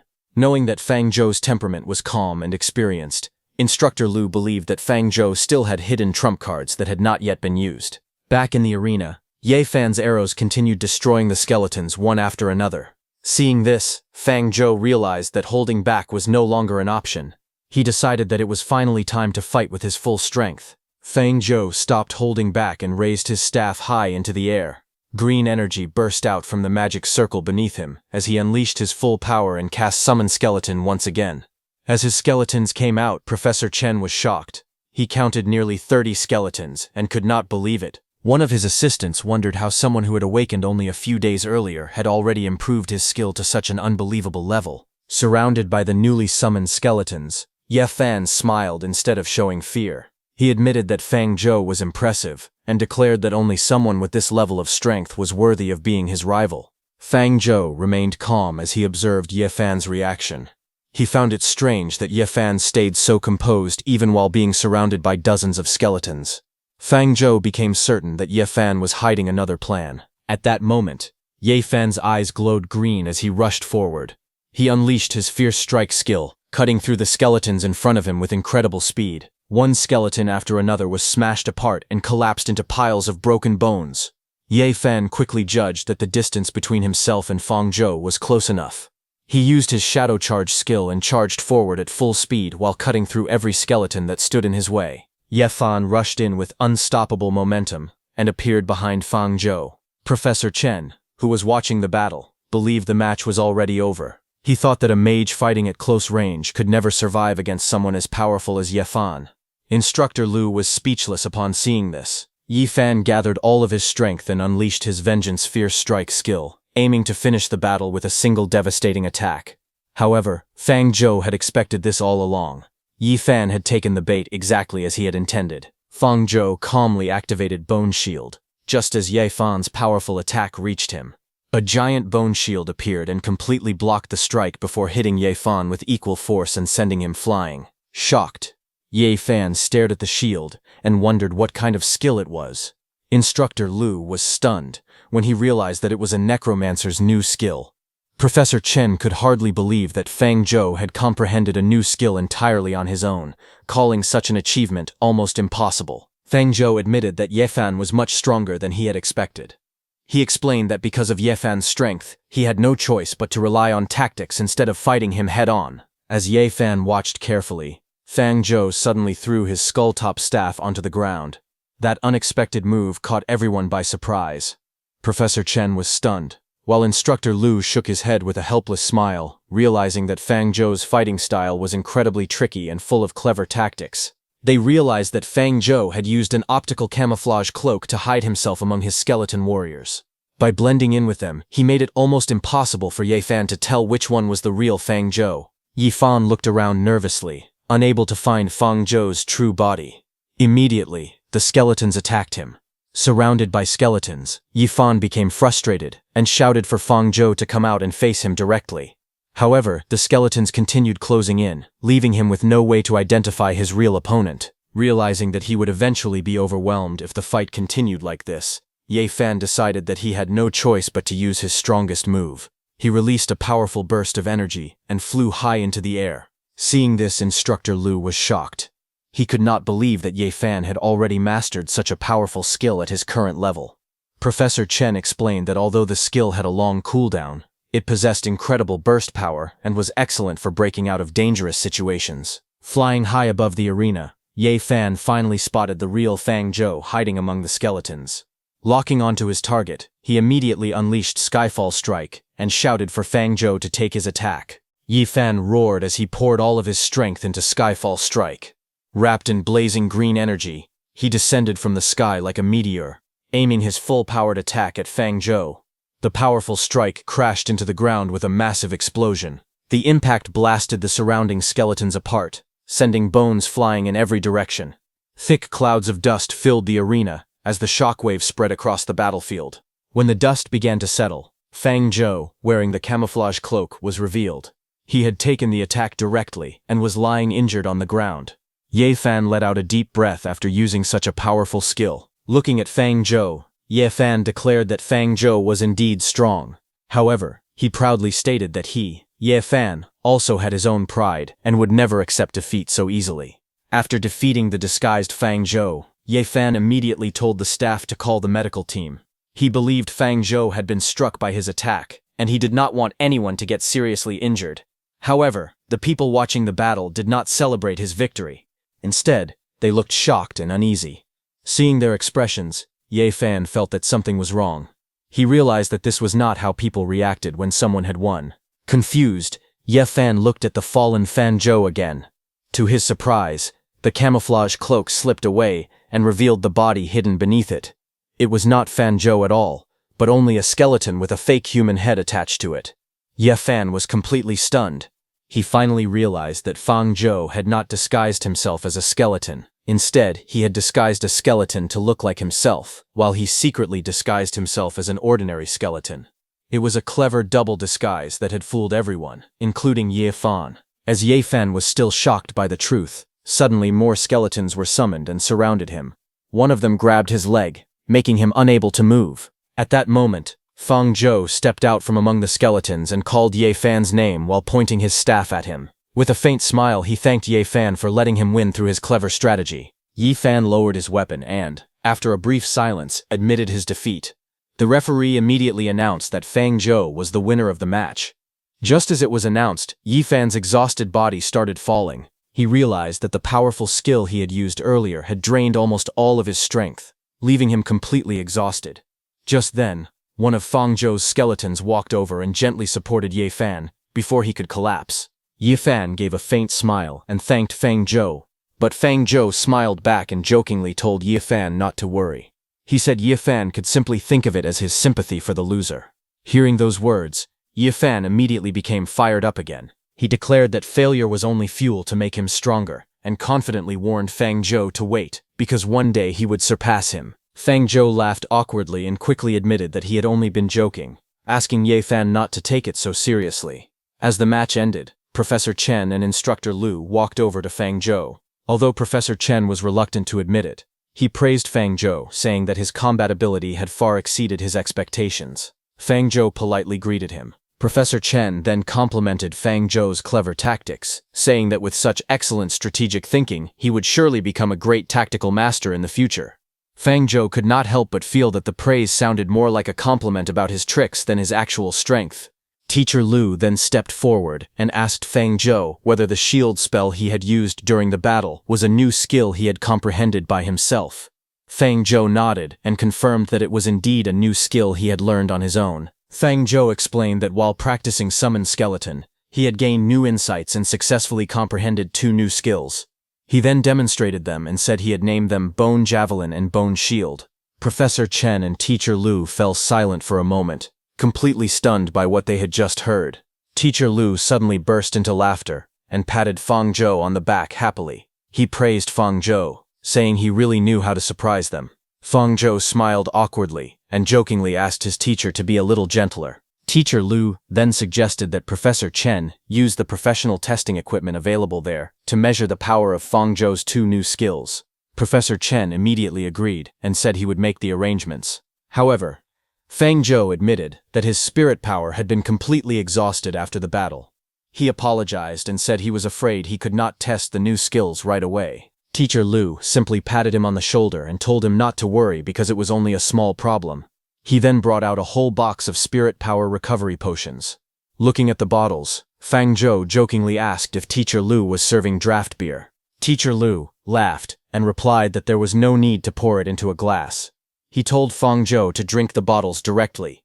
After drinking several spirit power recovery potions one after another, Fang Zhou quickly restored his spirit power, watching him empty bottle after bottle as if he were simply drinking water. Everyone remarked that it was their first time seeing someone consume recovery potions so casually. Once Fang Zhou had fully recovered, Teacher Lu told him to get ready because the test was about to begin. Professor Chen announced that the combat golem had been prepared. Fang Zhou nodded, ready to start. Instructor Lu told him to attack the golem just as he had during combat class. Fang Zhou calmly agreed. He then activated Bone Javelin. A long spear made entirely of bone formed in front of him, glowing with necromantic energy. With a wave of his hand, the bone spear shot forward at incredible speed and struck the golem directly. The testing equipment immediately displayed the result. The attack had a power rating of 85. Professor Chen was pleasantly surprised by the result. He praised the attack power, saying it was exceptionally impressive for a newly awakened student. He added that what made it even more remarkable was that Bone Javelin was a skill Fang Zhou had created and comprehended entirely on his own. Teacher Lu told Fang Zhou that the next test would measure the defensive ability of his new skill. Fang Zhou calmly nodded and prepared himself. As soon as the test began, the combat golem charged straight toward him and threw a powerful punch. Fang Zhou immediately activated Bone Shield. A sturdy shield made of bones appeared in front of him and blocked the golem's attack without breaking. The testing equipment displayed the result, showing a defense rating of 80. After seeing the results, Teacher Lu smiled with satisfaction, saying Fang Zhou's attack power was already comparable to that of a storm mage, while his defense was on par with an earth knight. Such balanced abilities were extremely rare for a newly awakened necromancer. Unable to hide his excitement, Teacher Lu enthusiastically praised Fang Zhou, declaring that he had been born to become a necromancer. He even patted Fang Zhou on the shoulder repeatedly. Fang Zhou smiled awkwardly and jokingly asked his teacher to stop patting him, saying that other people might think he was trying to inflate his test results. Professor Chen then stepped forward and praised the two new skills. He suggested that Fang Zhou submit Bone Javelin and Bone Shield to the skill repository so that they could be officially recorded and shared. Hearing the suggestion, Fang Zhou was a little surprised. Fang Zhou knew that the skill repository was a collection of skills established by the Federation. Anyone could spend contribution points there to exchange for the skills they wanted. Professor Chen explained that their research institute had its own branch of the Federation's skill repository, so Fang Zhou could use it whenever he wished. Fang Zhou thanked him and said he would rely on his help. Teacher Lu then led Fang Zhou to the skill repository room and explained that after Fang Zhou uploaded his newly created skills, he would earn contribution points. Those points could later be used to exchange for other valuable skills from the repository. Fang Zhou thanked Teacher Lu for the explanation. After that, Fang Zhou walked to the entrance of the skill repository and pushed open the large wooden door. However, instead of seeing shelves full of books, he found himself surrounded by complete darkness. Confused, he wondered how a skill library could be so dark. A moment later, lights slowly appeared, revealing a massive library filled with countless bookshelves and skill manuals. As Fang Zhou looked around, he was amazed by the enormous Federation skill repository. Countless bookshelves stretched as far as he could see, making him realize that almost every skill known to mankind could be found there. He then approached a small pedestal and activated the upload function. A purple energy gathered above it as he submitted his newly created skills, Bone Javelin and Bone Shield, to the repository. A system notification soon appeared, informing him that both skills had been successfully registered. As a reward, he received 200 contribution points. Another notification explained that because he was the creator of the new skills, he would permanently receive 50% of the contribution points every time someone exchanged for them in the future. Fang Zhou was pleasantly surprised. He had expected a one-time reward, but he never imagined the skills would continue earning him contribution points. Since entering the skill repository was not easy, Fang Zhou decided not to leave after exchanging only a few skills. Instead, he planned to make the most of this opportunity. He walked through the towering bookshelves until he found the skeleton meditation technique. Smiling, he picked up the book and decided to use it as a blueprint to deduce even more powerful necromancer skills. At that moment, green soul energy surrounded him, and the system announced that he had 100 soul power available for skill deduction. Fang Zhou activated the deduction system and a notification appeared in front of him. It informed him that the skeleton meditation method could be upgraded by consuming soul power. Without any hesitation, he chose yes. The moment he confirmed the upgrade, a terrifying aura of death erupted around him. The surrounding green energy grew stronger and stronger, making even Fang Zhou feel shocked by its overwhelming power. In the next moment, the world around him changed. He found himself standing before a majestic skeleton king sitting on a massive throne. A system notification appeared, confirming that the skeleton meditation method had been successfully upgraded. The skeleton king slowly reached out and handed Fang Zhou an ancient black book covered with mysterious golden patterns. Fang Zhou looked at it in surprise, wondering if the book was meant for him. As he accepted the ancient book suddenly floated into the air, and countless glowing runes poured out of its pages. They surrounded Fang Zhou and flowed into his body one after another. As the mysterious energy merged with him, he felt the power of the Skeleton King's inheritance completely fuse with his mind. A moment later, the system announced that the skeleton meditation method had successfully evolved into the Skeleton Monarch meditation method. Fang Zhou quickly checked the new skill's effects. He discovered that the upgraded meditation method doubled his meditation speed and also strengthened all undead-type skills. He clenched his fist in excitement, realizing that the soul power he had spent had been completely worth it. However, he also understood that no matter how powerful a skill became, it still required enough spirit power to use. He remembered that during his previous battle with Ye Fan, his spirit power had almost been completely exhausted. Fortunately, Fang Zhou still had plenty of contribution points left.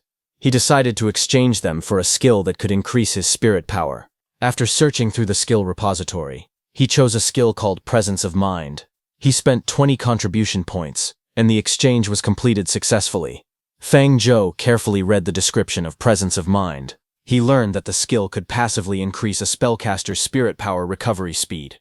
It also had an active effect that could instantly restore a portion of spirit power during battle. Although the skill was known to be extremely difficult to learn, Fang Zhou was not worried. Thanks to his special ability, he could master it much more easily than anyone else. The system immediately detected the learnable skill and asked if he wanted to spend 10 soul power to instantly reach the entry stage. Without hesitation, Fang Zhou chose yes. The book opened on its own as streams of blue energy and glowing runes surrounded Fang Zhou.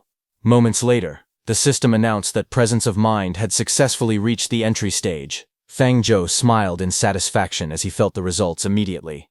His spirit power recovered much faster than before.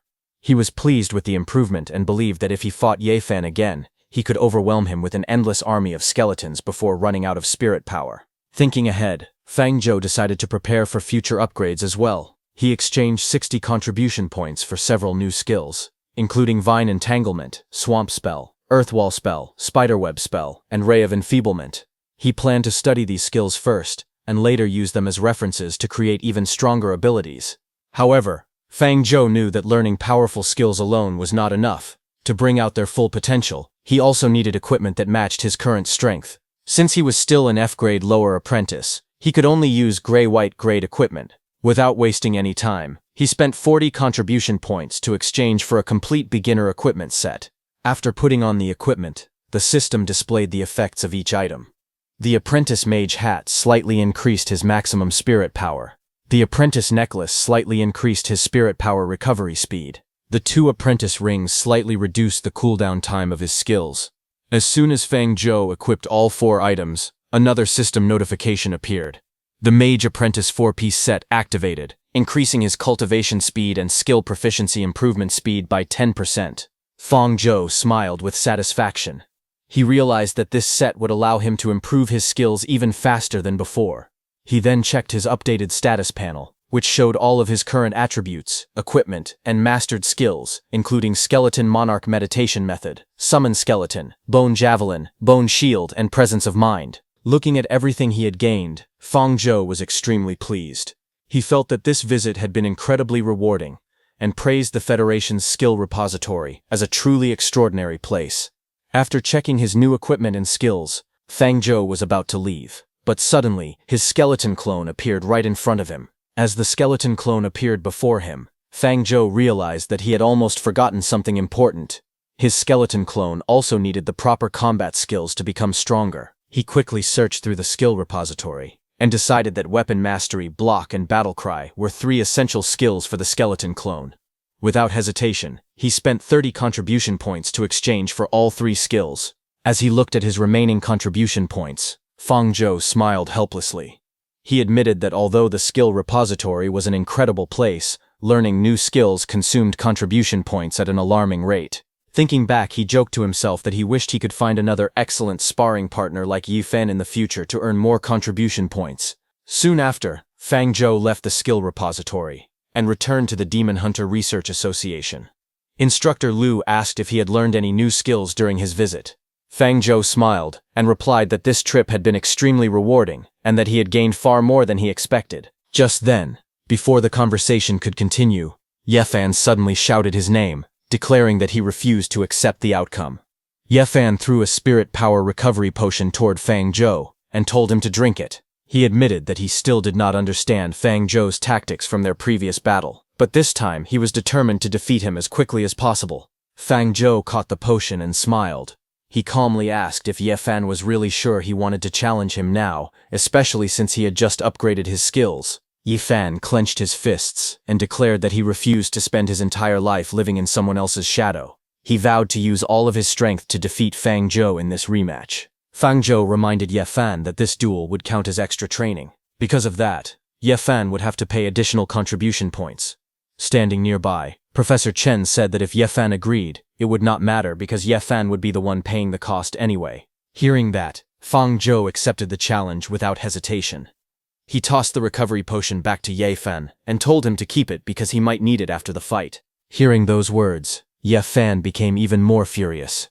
He shouted Fang Zhou's name in anger and immediately activated his power.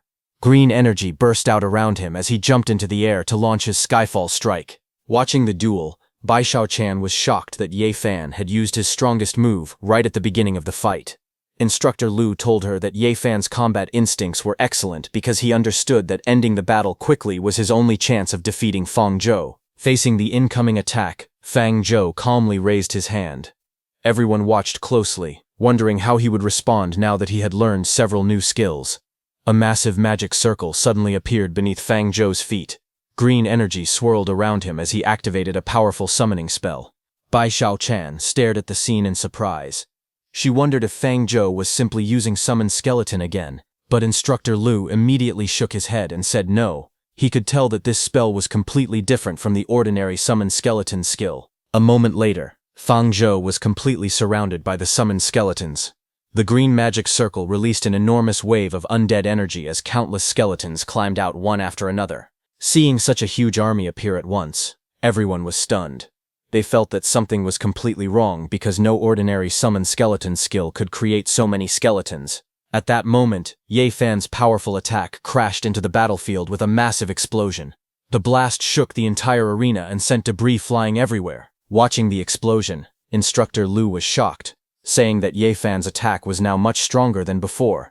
Even Professor Chen was shocked, realizing that Ye Fan had somehow comprehended and upgraded his ultimate skill during their previous battle. When the dust settled, Fang Zhou calmly appeared in front of Ye Fan without a scratch. He praised Ye Fan, saying the attack was much stronger than before. However, while smiling, he turned and added that it was unfortunate because his own skills had also become stronger, only a tiny bit better. Behind him, the endless army of skeletons surrounded Ye Fan from every direction. Ye Fan's confident expression instantly disappeared. As he looked around and saw countless skeleton warriors closing in, he finally realized that he had fallen into Fang Zhou's trap. Ye Fan was quickly overwhelmed by Fang Zhou's skeleton army. As the skeletons surrounded him, they repeatedly punched and kicked him. Ye Fan desperately shouted at them not to hit his face, but the skeletons completely ignored his plea and continued beating him until he collapsed. Fang Zhou walked up to Professor Chen and said that the sparring match was over. Professor Chen agreed, saying that after such a beating, Ye Fan probably would not be able to train for at least a week. As Fang Zhou prepared to leave, Professor Chen stopped him and asked if he was really not interested in establishing a Necromancer Research Association. Fang Zhou smiled and politely refused once again. Fang Zhou thought to himself that allowing researchers to study his skills too closely might expose the existence of his system. He believed that would bring him endless trouble, so he decided it was safer to keep his abilities a secret. Meanwhile, inside the skill repository, a beautiful woman noticed an unusual notification. She was surprised to discover that a necromancer had successfully registered a brand new skill. Curious about this unexpected discovery, she immediately checked the newly added necromancer technique. Inside the skill repository, Su Xinyan spent 20 contribution points and successfully exchanged them for the newly registered necromancer skill. As she carefully read through the skill book, she saw familiar spells such as Bone Javelin and Bone Shield, but she quickly realized that the creator had used them in completely new ways. Amazed by the creativity behind the techniques, she praised the developer as a true genius.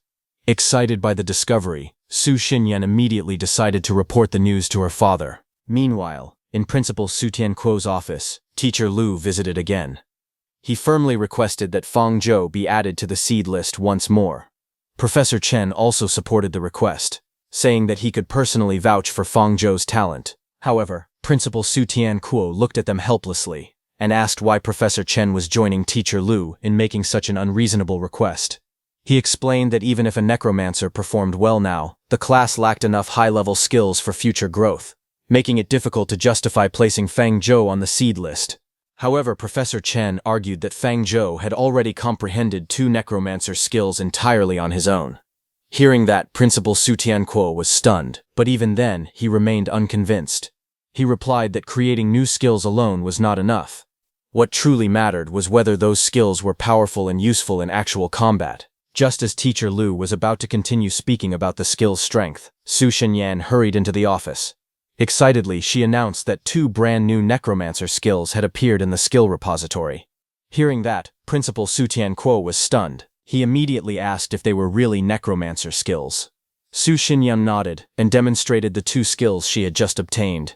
Although she had only studied them briefly and had not fully mastered them yet, she confidently said that their effects were incredible. After seeing the demonstration, Principal Su Tianquo was left speechless. Su Xinyan then asked her father if he knew who had developed those remarkable necromancer skills. Caught off guard by the question, Su Tianquo hesitated, unsure of how to answer. Excited, Su Xinyan immediately declared that she wanted to take that person as her master. However, her father gently told her that it was impossible. Confused, Su Xinyan asked why. He explained that the creator of those skills was still just a student. Meanwhile, Fang Zhou sat quietly in the classroom, calmly cultivating and meditating. At that moment, Ye Fan suddenly called out to him again, loudly challenging his rival to another fight. The other students looked over in surprise, wondering if he was challenging Fang Zhou yet again. Fang Zhou slowly opened his eyes and calmly asked Ye Fan how many times he had already challenged him. He told Ye Fan that instead of repeatedly asking for duels, he should spend more time cultivating and improving himself. Ye Fan grinned confidently and replied that this time would be different, making Fang Zhou curious about what he meant. Ye Fan proudly told Fang Zhou that his strength had improved tremendously over the past few days. With Bai Xiaochan's help, he was confident that he could finally defeat Fang Zhou. Embarrassed, Bai Xiaochan quickly explained that Ye Fan had been the one who knelt in public and begged for her help. She had only agreed to prevent people from misunderstanding the situation. Curious, Fan Zhou asked how she had managed to help Ye Fan become stronger. Bai Xiaochan explained that a few days earlier while she was sleeping, she had comprehended a support skill called Lullaby. The skill could speed up spirit power recovery while also greatly improving the effects of meditation and training. However, she added that the skill could only be used 3 times each day. Ye Fan revealed that he had to spend 2 contribution points every week just to exchange for the opportunity to use it. Hearing that, Fang Zhou silently wondered if Ye Fan planned to spend his entire life paying off contribution point debts just to keep using the skill. Even so, Ye Fan remained completely confident. He leaned toward Fan Zhou and boldly declared that this time he was certain he would win. Instead of responding immediately, Fan Zhou began thinking about Bai Xiaochan's support skill. Since it could improve the effects of meditation and training, he wondered if it would also enhance the cultivation and growth of his skeleton clone. Realizing how useful Bai Xiaochan's lullaby skill could be, Fang Zhou immediately asked if she was willing to sell him her remaining uses of the skill for the day.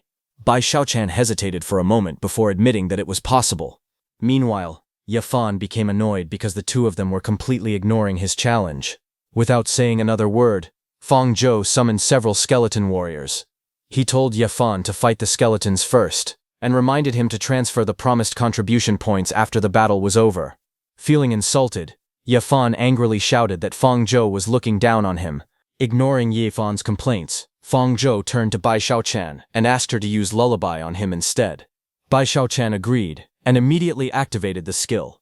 A soothing melody filled the room as green waves of energy surrounded Fang Zhou, placing him under the effects of lullaby. At the same time, inside the undead realm, Fang Zhou's mind connected to the skeleton clone, who was sitting cross-legged in meditation, quietly cultivating under the blood-red sky. After activating lullaby, Fang Zhou immediately noticed that its effects had reached the skeleton clone inside the undead realm. He was pleased to discover that the support skill could enhance his clone as well. Looking at the skeleton clone's status, Fang Zhou decided that this was the perfect opportunity to test all of its combat skills. Just then, a skeleton warrior appeared. The skeleton warrior immediately charged at Fang Zhou with its massive mace raised high. Seeing that, Fang Zhou quickly activated Bone Spear. A bone spear formed in his hands, coated with powerful energy. As the skeleton warrior attacked, Fang Zhou used his parry block skill to block the skeleton warrior's heavy spiked mace. Immediately after defending, Fang Zhou followed up by using weapon mastery. Its movements became much faster and more precise as it skillfully controlled its weapon. Changing its stance in an instant, it smoothly shifted its body to avoid the skeleton warrior's attack. Without giving the skeleton warrior any time to recover, the skeleton clone unleashed reverse thrust. Its spear shot forward with incredible speed and pierced straight through the skeleton warrior's head, defeating it in a single strike. As the enemy fell, its soul flame flowed into the skeleton clone. A system notification appeared, telling him that his strength had increased by 0.11 and his soul power by 0.55. Fang Zhou was surprised to see that the lullaby skill had increased even the system rewards by 10%. But just then, two giant skeleton warriors charged at Fang Zhou from behind at full speed. Both of the skeleton warriors attacked with their massive swords, destroying the ground. However, the skeleton clone immediately jumped into the air and dodged their attacks. Fang Zhou then grabbed his bone spear tightly and rushed fearlessly at the two giant skeleton warriors. With a powerful swing of his weapon, he pierced their bodies, killing them instantly. Every enemy he defeated rewarded Fang Zhou with more strength and soul power, and thanks to lullaby, the rewards were even greater than before. After cutting down those two skeleton warriors, Fang Zhou looked into the distance and noticed that an entire undead legion was still waiting. Instead of feeling intimidated, he challenged them all at once and activated Battle Cry. A thunderous roar echoed across the undead realm, greatly increasing his strength, constitution, and agility for a limited time. Empowered by the skill, the skeleton clone charged straight into the massive army. It fought through countless skeletons with overwhelming momentum, defeating enemies one after another. With every skeleton that fell, Fang Zhou's strength and soul power continued to increase, allowing him to grow stronger. Fang Zhou continued fighting without slowing down. As more skeletons fell, he used Battle Cry again and shouted that he could still become even stronger.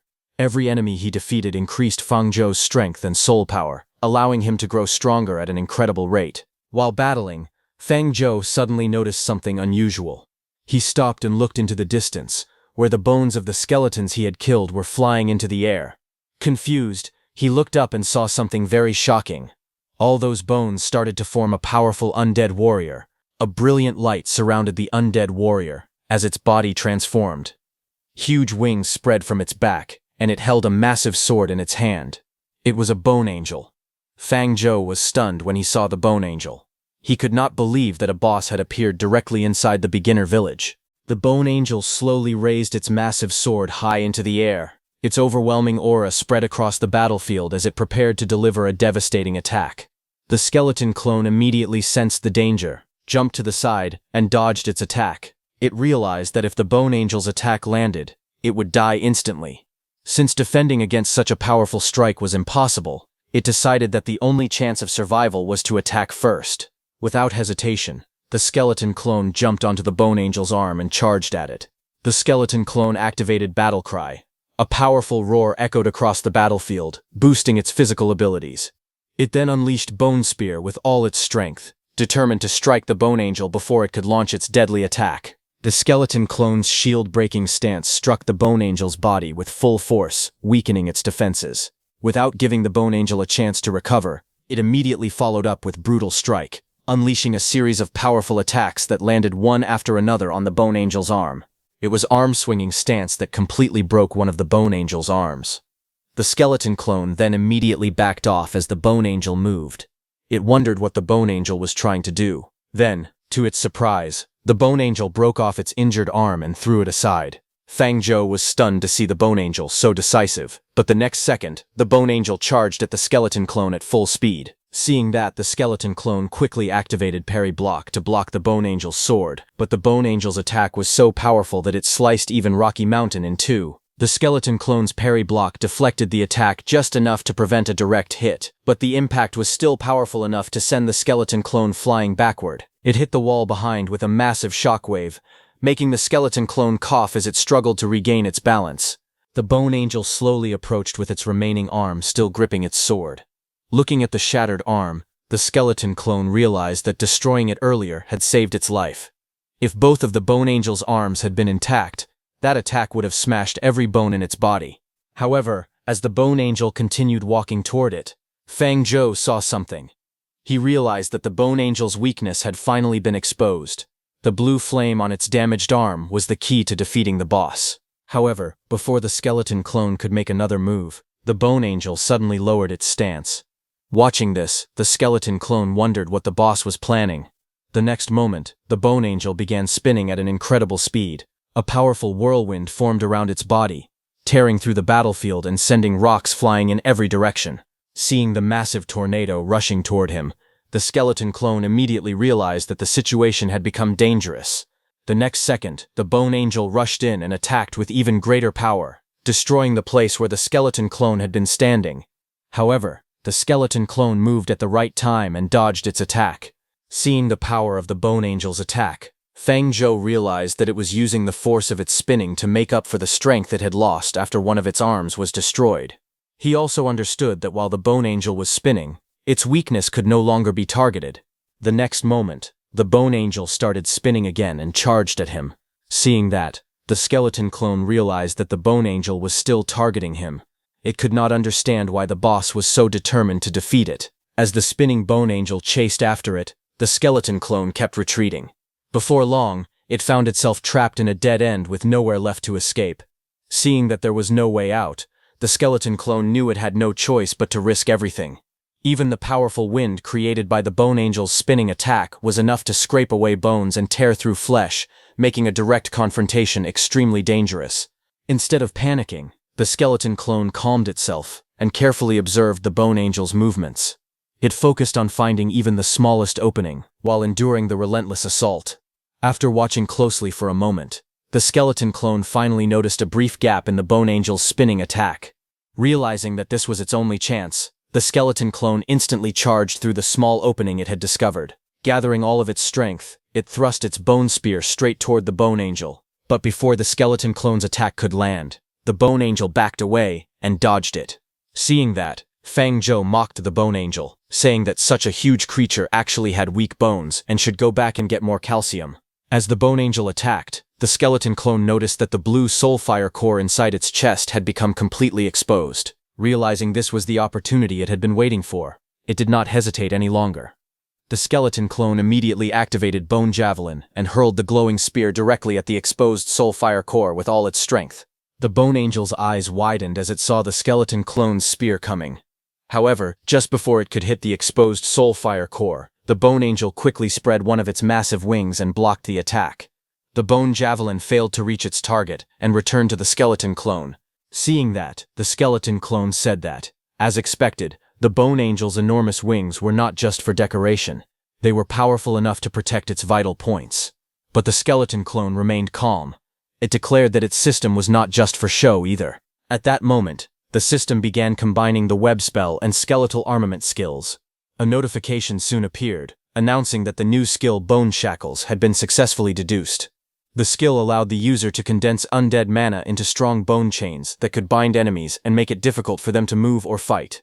The strength of the chains, their duration, and their casting range all depended on the user's spirit attribute and skill proficiency.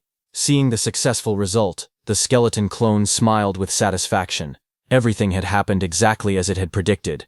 It knew that skill deduction could combine the characteristics of different professional skills and transform them into even more powerful undead abilities. The skeleton clone looked up at the Bone Angel and calmly remarked that it seemed to enjoy flying. The next moment, it activated Bone Shackles. Thick chains made from undead mana shot through the air and instantly wrapped around the Bone Angel's body. Caught completely off guard, the Bone Angel widened its eyes in shock as the chains tightly bound its wings and limbs. The skeleton clone extended its hand and tightened its grip on the chains. Then, with a cold command, it pulled down with all its strength. The Bone Angel was dragged out of the sky as the heavy chains forced it toward the ground. No matter how hard it struggled, it could not break free. Watching the trapped Bone Angel, the skeleton clone warned it not to resist, saying that the more the Bone Angel struggled, the more excited it became. Saying that, the skeleton clone jumped onto the Bone Angel's head. With a powerful strike, the skeleton clone slammed its spear down, splitting its head into two with a huge explosion. As the dust settled, it noticed the Bone Angel's blue soul fire drifting out of its broken body. Without hesitation, the skeleton clone reached out and gladly absorbed the soul fire into itself. Immediately, a system notification appeared, informing it that its soul power had increased by 100. Although the skeleton clone was pleased with the huge increase in soul power, it was confused because its body had not become any stronger. The system then explained that its basic attributes had already reached the maximum limit for its race. To grow any further, it would have to consume soul power and begin its race evolution. After reading the notification, the skeleton clone finally understood the reason. It realized that it could no longer increase its attributes because it had already reached the racial limit. From now on, evolving into a higher race would be the only way to become stronger. After defeating the Bone Angel, the skeleton clone looked toward the sky and wondered what existed beyond it. It wanted to become stronger so that it could find the answer for itself. A system prompt then appeared, informing it that its current race was apprentice-level skeleton. It could evolve into a black iron-level skeleton warrior by consuming 100 soul power. The system asked whether it wanted to begin the evolution. Without any hesitation, the skeleton clone chose yes. Dark, undead energy immediately gathered around its body, wrapping it in a cocoon of black and green flames. Feeling the powerful energy surrounding it, the skeleton clone declared that its path of evolution had finally begun. Fang Zhou's skeleton clone's race evolution was now in progress. As the evolution continued, a mysterious voice echoed in the skeleton clone's mind. It declared that the path of death was the path of slaughter, and the path of slaughter was the path of evolution. The overwhelming power flowing through its body made the skeleton clone groan in pain. A moment later, the evolution was completed successfully. The skeleton clone had officially evolved into a bone warrior. Its body had become much stronger, and all four of its basic attributes, strength, constitution, agility, and spirit, had increased by 30 points. The skeleton clone was pleasantly surprised when the system announced that it had also awakened a new racial talent called Bone Monarch. Curious, it checked the skill's description. The system explained that Bone Monarch was a rare blessing granted only to the strongest members of the skeleton race. The talent slightly increased the damage dealt by skeletons and their evolved forms, while also slightly reducing the damage they received. After reading the description, the skeleton clone nodded in satisfaction. It realized that the talent was specially designed to strengthen skeleton-type undead, allowing it to defeat monsters more efficiently and level up faster in the undead realm. Meanwhile, an ordinary skeleton quietly walked toward it from behind. The ordinary skeleton suddenly rushed toward the newly evolved Bone Warrior and raised its bone club to attack. Hearing the movement, the Bone Warrior turned around in confusion just as the skeleton's weapon struck its head. The Bone Warrior barely reacted. The attack felt much weaker than before. Seeing this, he realized that from now on, the weakest skeletons would no longer pose any threat to him. Just then, another system notification appeared. It informed him that after evolving, his racial talent had also improved. He could now upgrade his skeletal armament and unlock new equipment. Without any hesitation, the Bone Warrior chose to upgrade it. Blue energy instantly surrounded his body, as his skeletal armor transformed. Moments later, the system announced that the upgrade was complete and that he had successfully unlocked a new piece of equipment called Bone Armor. After putting on the newly upgraded Bone Armor, Fang Zhou felt it completely merge with his body. The armor was formed from condensed bone essence and slightly increased his overall defense. As soon as it fused with him, he could clearly feel that his strength had grown much greater. Wanting to test his new abilities, Fang Zhou looked at a nearby skeleton and apologized in advance, saying that he would use it for some practice. The confused skeleton could only make strange sounds as it stared at him. Without wasting any time, Fang Zhou rushed forward and threw a powerful punch. The terrified skeleton quickly raised both hands to protect its head, but a second later, nothing happened to it. Confused, it looked toward Fang Zhou in confusion. But at that moment, Fang Zhou's powerful punch landed. Its body smashed into the ground, breaking apart as bones scattered in every direction.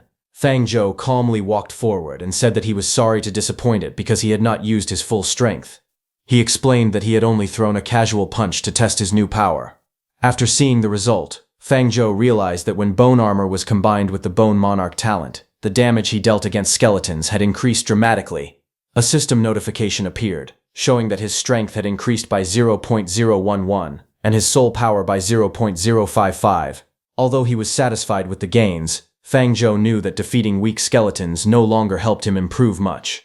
He decided that if he wanted to grow stronger, he would have to venture deeper into the undead realm, where more powerful enemies lived. Just as he was preparing to leave, Fang Zhou suddenly felt a headache and stopped. He sat down on the ground and grabbed his head, realizing that fighting the boss took up too much time and his spirit was very low. Fang Zhou then ended his meditation and returned to the real world. As soon as he opened his eyes, he was breathing heavily, and a trail of blood ran down the side of his face. Seeing his condition, Bai Xiaochan quickly rushed over to support him. Worried, she asked if he was all right because he had suddenly been injured while meditating. Fang Zhou immediately realized that the wound he had suffered during the battle in the undead realm had somehow affected his real body. He silently reminded himself that the injury had come from the boss fight, and that he could not afford to be so careless again in the future. Not wanting Bai Xiaochan to worry, Fang Zhou calmly told her that he was fine. He explained that he had simply encountered a small accident while meditating. Bai Xiaochan was still concerned, and wanted to say something, but before she could continue, someone suddenly called out Fang Zhou's name. Hearing the voice, Fang Zhou turned his head and looked that way. It was Ye Fan. He glared at Fang Zhou and declared that the skeletons Fang Zhou had summoned could no longer hold him back. Green energy surrounded his body as he confidently challenged Fang Zhou to fight him fairly without relying on his undead summons. Fang Zhou remained completely calm. Instead of accepting the challenge, he raised one hand and activated his newly created skill, Bone Shackles. Dozens of glowing bone chains shot through the air and instantly wrapped around Ye Fan's body, binding his arms, legs, and body before he could react. Ye Fan struggled desperately and shouted in frustration. He complained that it was unfair because Fang Zhou had used a skill he had never seen before. He demanded a rematch. Fang Zhou ignored the complaint and told Ye Fan to come back and challenge him again after he had earned enough contribution points to pay for another lesson. Everyone who witnessed the fight was shocked. They admitted that they had never seen a skill like Bone Shackles before. Some of them wondered if Fang Zhou had actually created the skill himself. Meanwhile, Ye Fan, who was still tightly bound by the glowing bone chains, angrily shouted at the others to stop staring and help him break free. Bai Xiaochan watched Fang Zhou walk away and couldn't help wondering just how powerful he really was. Ignoring everyone's reactions, Fang Zhou calmly left the classroom. As he walked down the stairs, he checked the time on his phone and realized that it was already Friday. Seeing that, he thought that time had passed too fast. He remembered that ever since awakening his class, he had been completely focused on becoming stronger. Because of that, he had not gone home to visit his family for a long time. With that thought in mind, Fang Zhou headed toward the Resource Exchange Department. When Fang Zhou arrived at the Resource Exchange Department, a receptionist noticed him and politely asked if he needed any help. Fang Zhou nodded and requested to exchange 10 contribution points for 100,000 Longsha currency. The receptionist was surprised and reminded him that contribution points were very difficult to earn. She asked if it was really worth exchanging such valuable points for money. Fang Zhou calmly replied that it was fine because he urgently needed the money. Seeing that he had already made up his mind, the receptionist completed the exchange and handed him the cash. She told him that if he ever needed to exchange anything else in the future, he was welcome to come back. Fang Zhou thanked her before taking the bag of money. Holding the briefcase, Fang Zhou smiled to himself. He believed that with this money, the people he cared about would finally be able to live a slightly better life. Soon after, he arrived at Yunduo Orphanage. The peaceful orphanage was full of children happily running around and playing with one another. A caretaker reminded them to be careful and not to run too fast, while the children laughed and challenged each other to a game of chase. Watching the lively scene, the caretaker smiled warmly and remarked that the children were full of energy. She then wondered how many of them would successfully awaken their talents in the future. Just then, Fang Zhou arrived and called out, "Sister Roro." The caretaker turned around after hearing someone call her name. When she saw Fang Zhou standing there with a smile, carrying a briefcase and a large bag, her face lit up with surprise. Fang Zhou smiled back and told her that he had returned. The children immediately recognized him and ran toward him excitedly. They happily shouted that Brother Zhou was back and eagerly asked whether he had brought them anything delicious. One child tried to push through the crowd to get a better look, while another jokingly complained that no one was paying attention to him. Sister Roja laughed and gently scolded the children for thinking about food the moment Fang Zhou arrived. Fang Zhou smiled warmly and reassured them that there was enough food for everyone. After the children settled down, Sister Roro hesitated for a moment before asking about Fang Zhou's awakening test. She quietly wondered what his result had been. Fang Zhou calmly told her that his awakening had been successful and that he had awakened as a necromancer. Hearing that, Sister Roro became overjoyed. She happily congratulated him and said that the most important thing was that his awakening had succeeded. The nearby children overheard their conversation. One child looked surprised and said that a necromancer sounded scary, but another became excited instead. He thought summoning skeletons sounded amazing and declared that he wanted to become a necromancer too. Hearing that, Fang Zhou smiled and summoned 2 small weakened skeletons. The tiny skeletons looked harmless and adorable, making the children burst into laughter instead of feeling afraid. The children quickly gathered around the little skeletons and began playing with them. One excitedly shouted that it was a skeleton and suggested tossing its head around. Another happily reached for the tiny skeleton, saying it looked so fun, and asking for its head. The little skeletons obediently let the children play with them. After seeing the children having fun, Fang Zhou handed his briefcase to Sister Roro. He explained that it was for the orphanage's director. Confused, Sister Roro accepted the briefcase and wondered what was inside. Just then, a strange voice interrupted them. It mockingly commented that the scene was truly heartwarming. Fang Zhou and Sister Roro immediately turned toward the source of the voice. A muscular man wearing a thick gold chain slowly walked into the orphanage with several people behind him. A smug smile spread across his face as he asked if his appearance had disturbed them. At Yunduo Orphanage, a large group of unfamiliar people suddenly gathered outside. Zhou Fang looked at them and wondered who they were. He could immediately tell that they had not come with good intentions. Rose stepped forward and confronted the men, asking why they had come when they had already agreed that she could repay the money in a few days. Hearing this, the leader of the group became angry. He mocked her words and demanded to know how she dared delay a payment owed to the Tiger Claw gang. Without warning, the man struck Rauro and knocked her to the ground. He angrily reminded her that today was the final deadline. If she failed to repay the money, the orphanage land that had been used as collateral would belong to the Tiger Claw gang. The gang leader laughed confidently as Roro remained worried. A little girl nearby looked at her with concern and softly called out to Sister Roro. The little girl Xingxing suddenly rushed toward the gang leader and bravely hit him with her head, shouting that the world's #1 troublemaker had arrived. She told the bullies not to hurt Sister Roro. Furious at the child's interference, the gang leader angrily told Xingxing to get out of his way and moved to attack her. Roro immediately panicked and called out Xingxing's name. However, before the gang leader could hurt her, a skeleton suddenly appeared between them and grabbed his leg, stopping him. The leader stumbled backward in shock and stared at the strange skeleton, unable to understand what it was.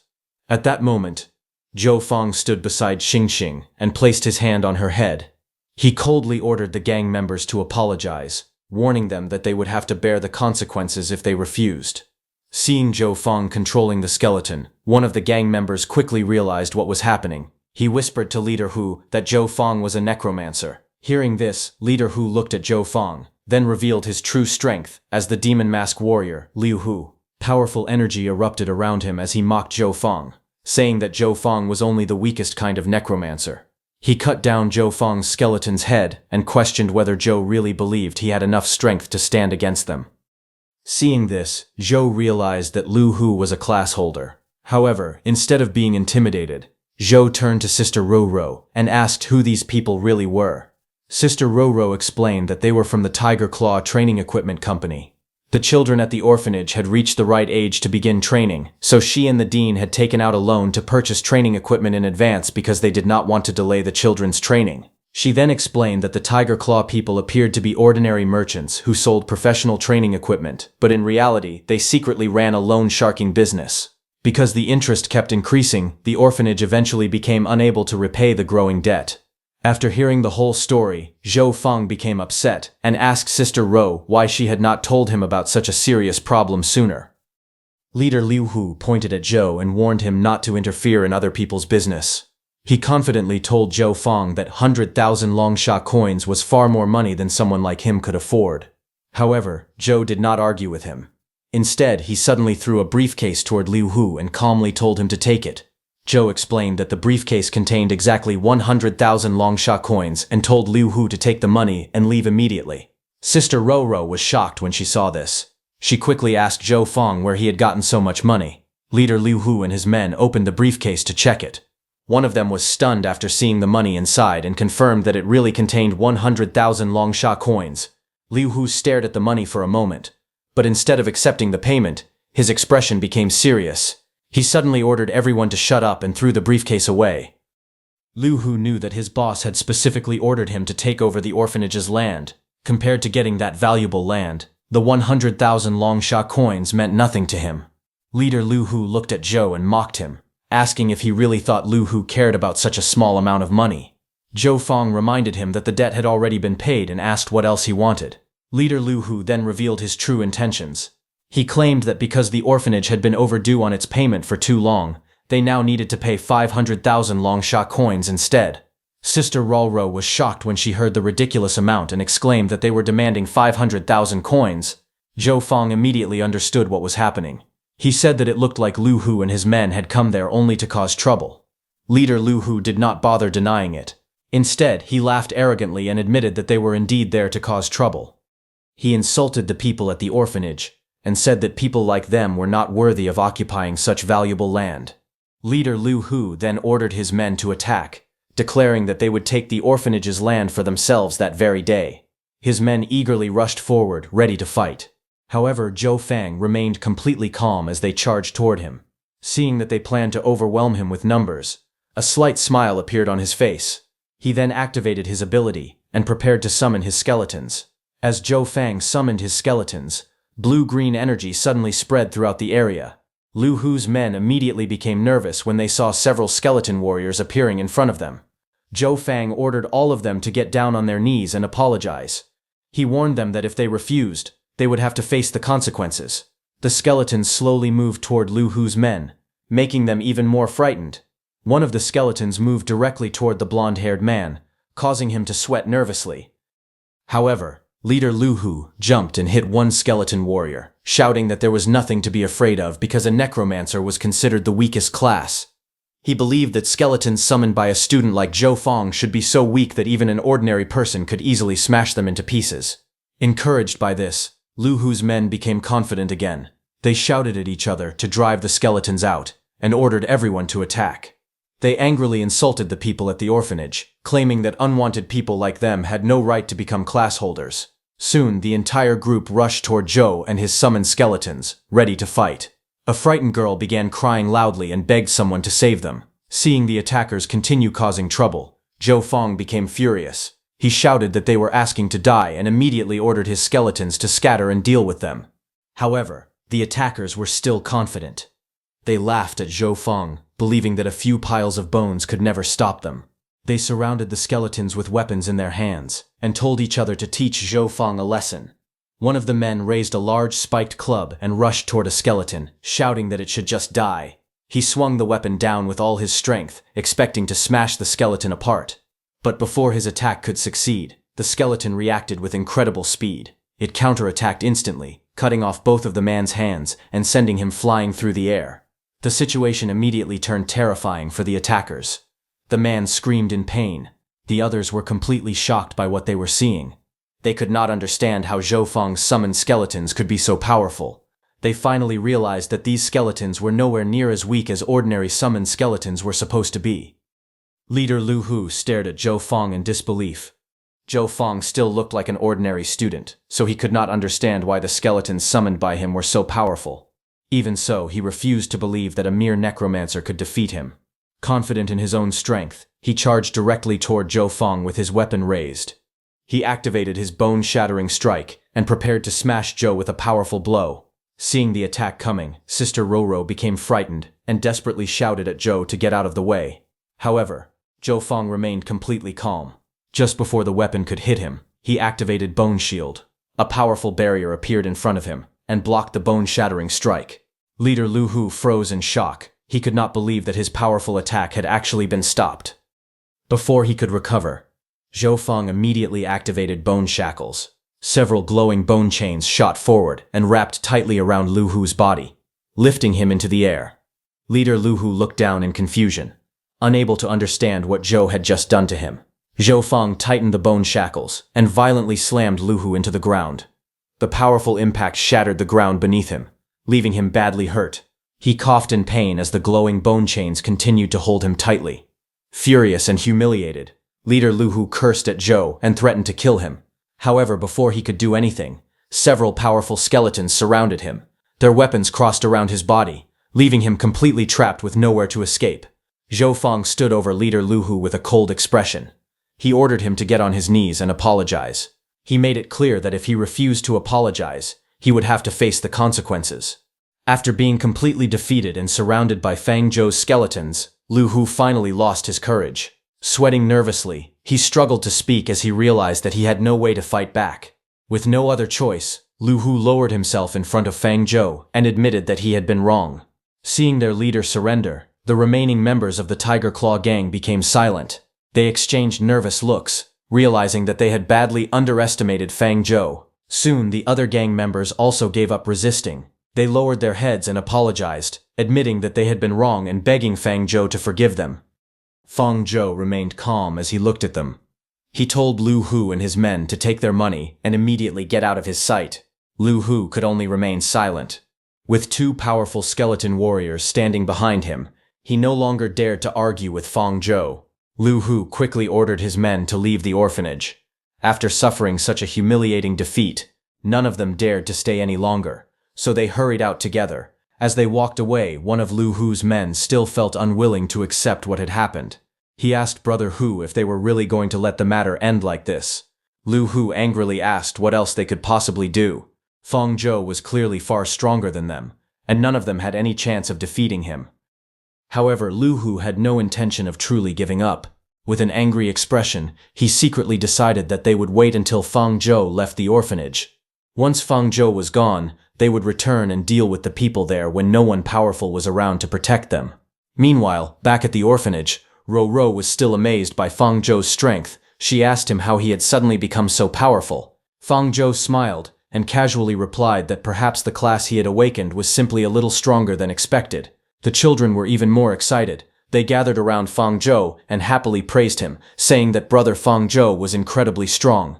They excitedly talked about how he had defeated all the bad guys and driven them away so easily. To them, Fang Zhou had become their hero. Fang Zhou gently patted one of the children on the head and told them that if they trained hard from now on, they could also become strong like him someday. The children immediately agreed enthusiastically. After spending some time with them, Fang Zhou turned toward Ro and asked her to take him to see Grandma Yun. Ro agreed and prepared to take Fang Zhou to meet her. As Fang Zhou walked with Ro toward Grandma Yun's room, he became concerned about her condition. He asked Ro whether Grandma Yun's health had gotten worse again. Ro explained that Grandma Yun was already old and had always suffered from several health problems. When she was younger, she had worked extremely hard to raise all of them, which had damaged her health over the years. Because of this, it was now very difficult to completely cure the root of her illness. However, Ro smiled and told Fang Zhou that Grandma Yun would surely be very happy when she saw how successful and strong he had become. Fang Zhou happily agreed. Soon, Ro brought Fang Zhou into Grandma Yun's room. Grandma Yun was resting on the bed while reading a book. When she noticed them entering, she immediately recognized Fang Zhou and happily asked if he had returned. Fang Zhou told Grandma Yun that everything at Haicheng High School was going smoothly.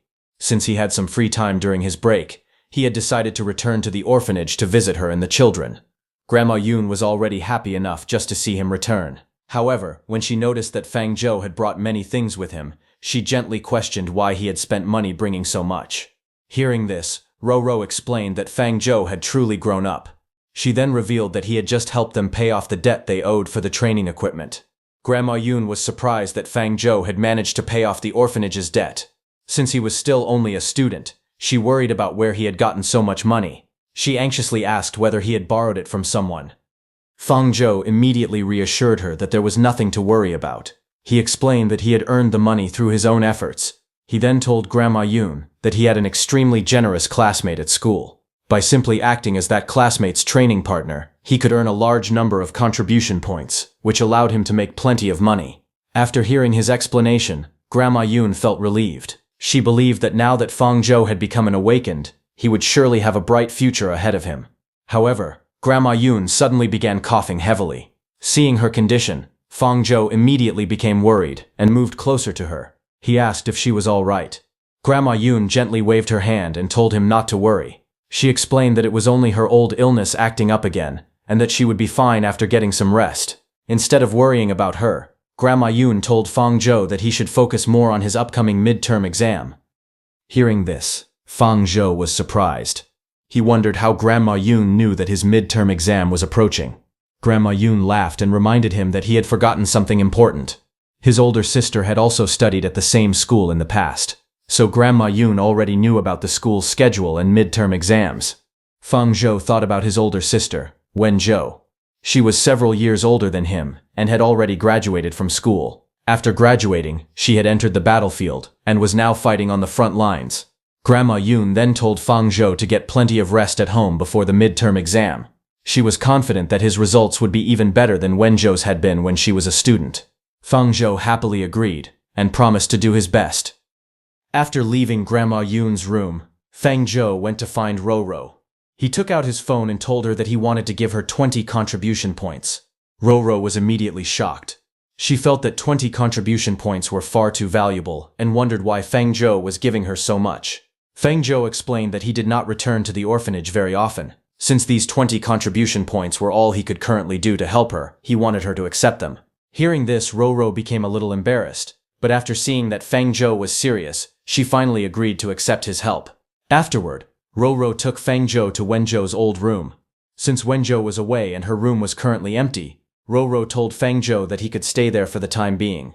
Fang Zhou agreed and decided to use his sister's room while he stayed at the orphanage. As Fang Zhou settled into the room, Roro told him that if he wanted to eat anything special, he could simply tell her, and she would prepare it for him. Fang Zhou politely refused and told her not to worry because he could take care of himself. After Roro left, Fang Zhou quietly looked around the room. His attention soon fell on a framed photograph sitting nearby. He picked it up and realized that this was the room where his older sister Wenju had once lived. Looking at the photograph, Fang Zhou began wondering how Wenju was doing on the front lines. However, he quickly pushed the thought aside. The battlefield was still far away from his current life, so there was no point in worrying about it right now. Instead, Fang Zhou turned his attention toward the upcoming midterm exam. He knew that getting good grades was important because doing well would allow him to become stronger and provide even more help to Grandma Yun and everyone else at the orphanage. With that thought in mind, Fang Zhou sat down on the bed and prepared himself for training. He then called upon his system and ordered it to take him into the undead world. After entering the undead world, Fang Zhou found himself standing in the vast and dangerous wasteland once again. However, this time, Fang Zhou realized that the undead monsters living around the edges of the wasteland had become too weak for him. Defeating them no longer gave him enough experience to level up, so continuing to hunt there would only waste his time. Because of this, Fang Zhou decided to explore deeper into the wasteland.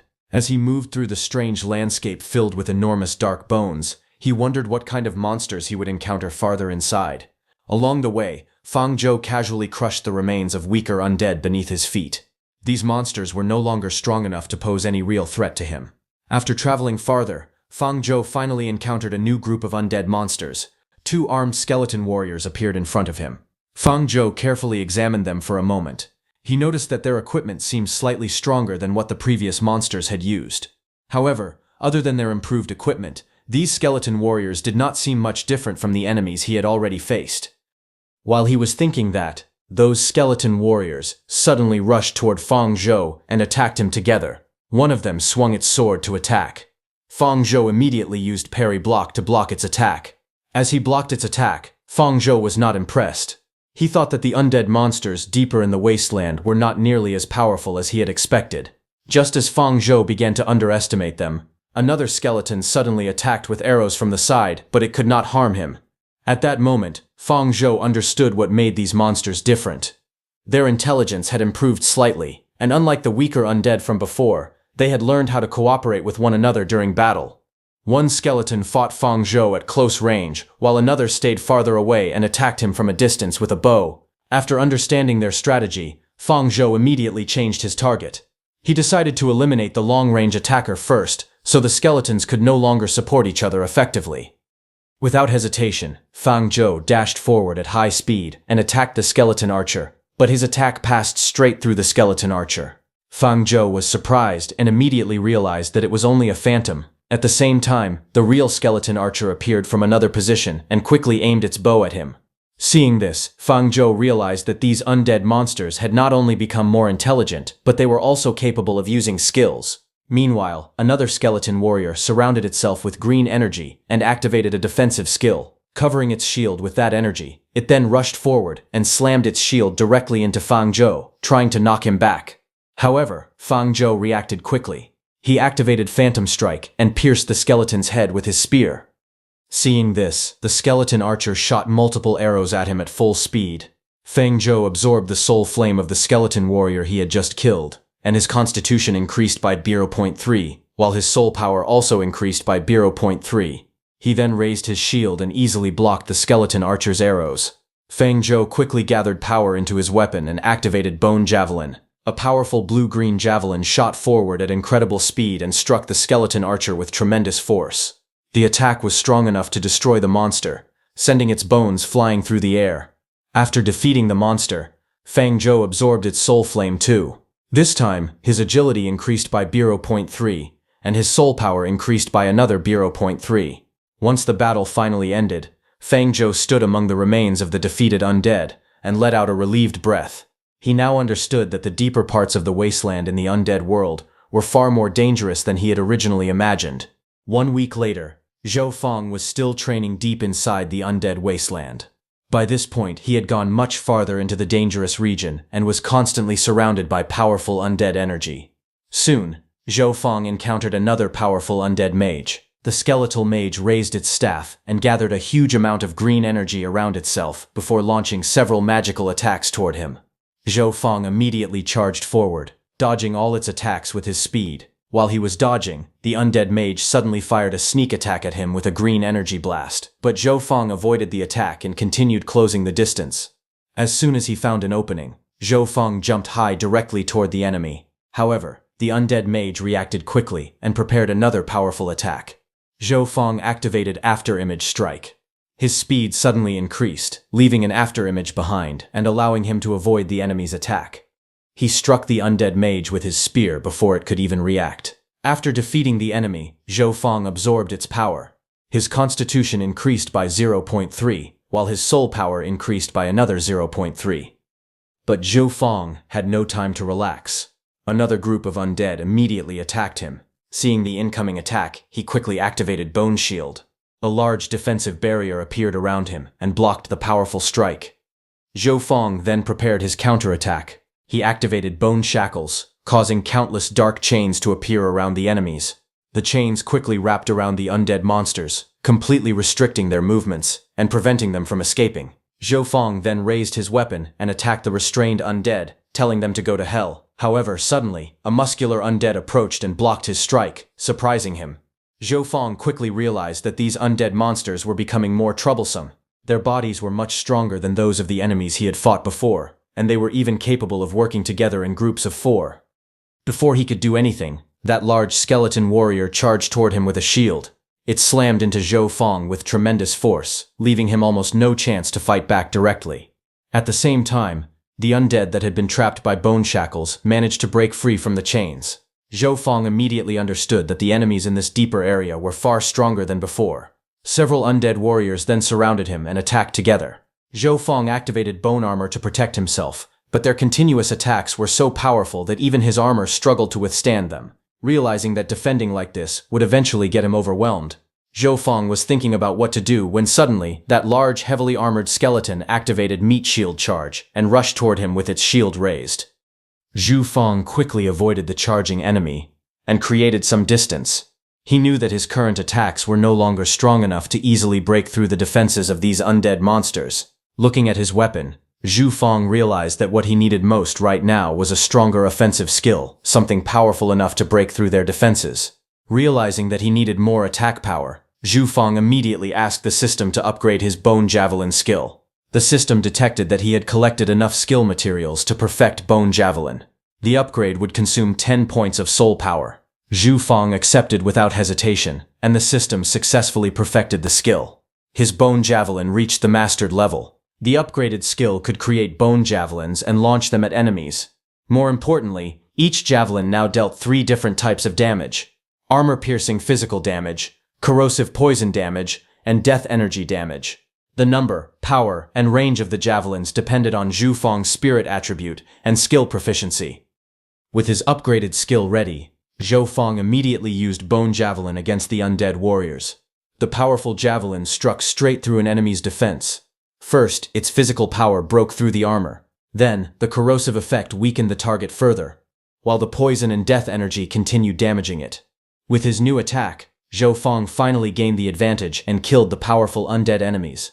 After absorbing their soul energy, his attributes increased again. His constitution increased by 0.5, and his soul power by 0.5. His agility increased by 0.3, along with another 0.3 soul power, while his strength also increased by 0.3, with another 0.3 soul power. After the battle, Zhou Fang checked his Bone Warrior clone's current status. It had reached the lower Black Iron rank, with 32 strength, 32 constitution, 32 agility, and 30 spirit. The Bone Warrior carried a common white-grade bone spear and bone armor. It also possessed several skills, including Bone Monarch, skeletal armament, brutal strike, charge, weapon mastery, parry, and battle cry. Its soul power had reached 20. However, Zhou Fang noticed a serious problem. The farther he traveled into the undead wasteland, the stronger the undead creatures became. Because of this, his monster grinding speed had slowed down considerably. After grinding monsters for a long time, Zhou Fang felt exhausted. It was finally time to return from the undead wasteland. Exhausted from the fighting, he was relieved that the long night of training was finally over. Back in his room, Zhou Fang opened his status panel to see how much stronger he had become. His profession was still Necromancer, and he had reached the middle apprentice rank. His strength, agility, and constitution had all increased to 3.9, while his spirit had reached 6. His current status was Soul Split. His equipment included an apprentice mage hat, an apprentice necklace, and 2 apprentice rings. His skills had also improved greatly. Bone Monarch meditation method and summon skeletons were perfected, while Bone Javelin and Bone Shield had reached the mastered level. Bone Shackles, Dominate Skeletons, and Serenity were at the proficient level. Looking at his current attributes, Zhou Fang believed he should already be stronger than most students in the same grade. Just then, the system detected that his clone's Bone Monarch skill had reached instinct proficiency. It could now be used as material to deduce an unknown skill for Zhou Fang's main body. The process would cost 10 soul power. Zhou Fang chose to proceed, and the deduction successfully improved his Dominate Skeleton skill. The upgraded skill could slightly increase the basic attributes of all skeleton-type undead under his command. The exact increase depended on his spirit attribute and skill proficiency. Zhou Fang was satisfied with the result. Most of his existing abilities were either bone type or summoning skills, so improving Dominate Skeletons would greatly strengthen his summoning abilities. While Zhou Fang was resting, Roro reminded him that the midterm exam was happening that day and told him not to be late. Zhou Fang assured her that he was already prepared. He was confident that he could get good grades this time. More importantly, he wanted to earn additional contribution points so he could help the orphanage. Roro told Zhou Fang that he didn't need to worry so much about them. As long as he took good care of himself, both she and the director would already be happy. When Zhou Fang left, the people at the orphanage came outside to say goodbye. They told him to visit again and joked that he should bring more delicious food next time. Zhou Fang happily promised that he would. As he walked away, Zhou Fang became determined. He wanted to take first place in the upcoming midterm exam. However, leader Lu Yu was secretly watching him from behind a nearby wall. Once Zhou Fang had gone far enough, he stepped out with a satisfied expression. He was glad that Zhou Fang had finally left the orphanage. Sometime later, at the school, a huge number of students had gathered for the midterm test. Everyone was excited after learning that simply clearing the test could earn them extra contribution points. They had also heard that the students who ranked in the top 10 would receive additional rewards, making everyone even more eager to begin. The test would take place inside a simulated battlefield, and the rules and reward system were displayed for everyone to see. Several experienced senior students were also watching the newcomers. One of them joked that if contribution points weren't available, he wouldn't even bother watching these new students compete. Another senior agreed, saying that most of the newcomers hadn't even reached the middle apprentice rank yet. However, another senior student warned them not to underestimate this year's students. Nearby, Ye Fan was playing a game on his phone while angrily challenging Feng Zhou. He was determined to defeat Feng Zhou, especially since he couldn't even beat him in the game. Those seniors pointed at Ye Fan and asked the other senior if he was talking about him because it was said that he was one of the talented new students who had already mastered at least 4 skills. Ye Fan, however, was more concerned about Zhou Feng, who still hadn't appeared. He wondered why his rival hadn't arrived yet. Bai Shaochan beside him teased him, saying that even if his rival appeared, Ye Fan probably wouldn't be able to defeat him anyway. Just then, she noticed Feng Zhou had arrived and called him over. Ye Fan immediately challenged Feng Zhou to compete with him in the midterm test. He wanted to see which of them could clear the simulated battlefield first. Feng Zhou wasn't particularly interested in the challenge, and casually agreed. Ye Fan confidently believed that this time would be different. He had gone through extremely difficult training during the past week and learned several stronger skills. Because of that, he was certain he could finally defeat Feng Zhou in the midterm test. However, Bai Shaochan reminded him that he always made the same confident claims. She jokingly suggested raising the stakes, saying that whoever lost should run around naked while doing a handstand. Ye Fan immediately argued that he could run around naked right now if he wanted, but he didn't understand why he also needed to do a handstand. His response left her speechless. Unknown to them, the school principal's daughter, Major Su Xian, was standing high above the school and watching the students gathered below. As she observed the crowd, her attention fell on Feng Zhou. She wondered if he was the genius Necromancer. She smiled with interest, clearly curious to see what Feng Zhou could do during the midterm test.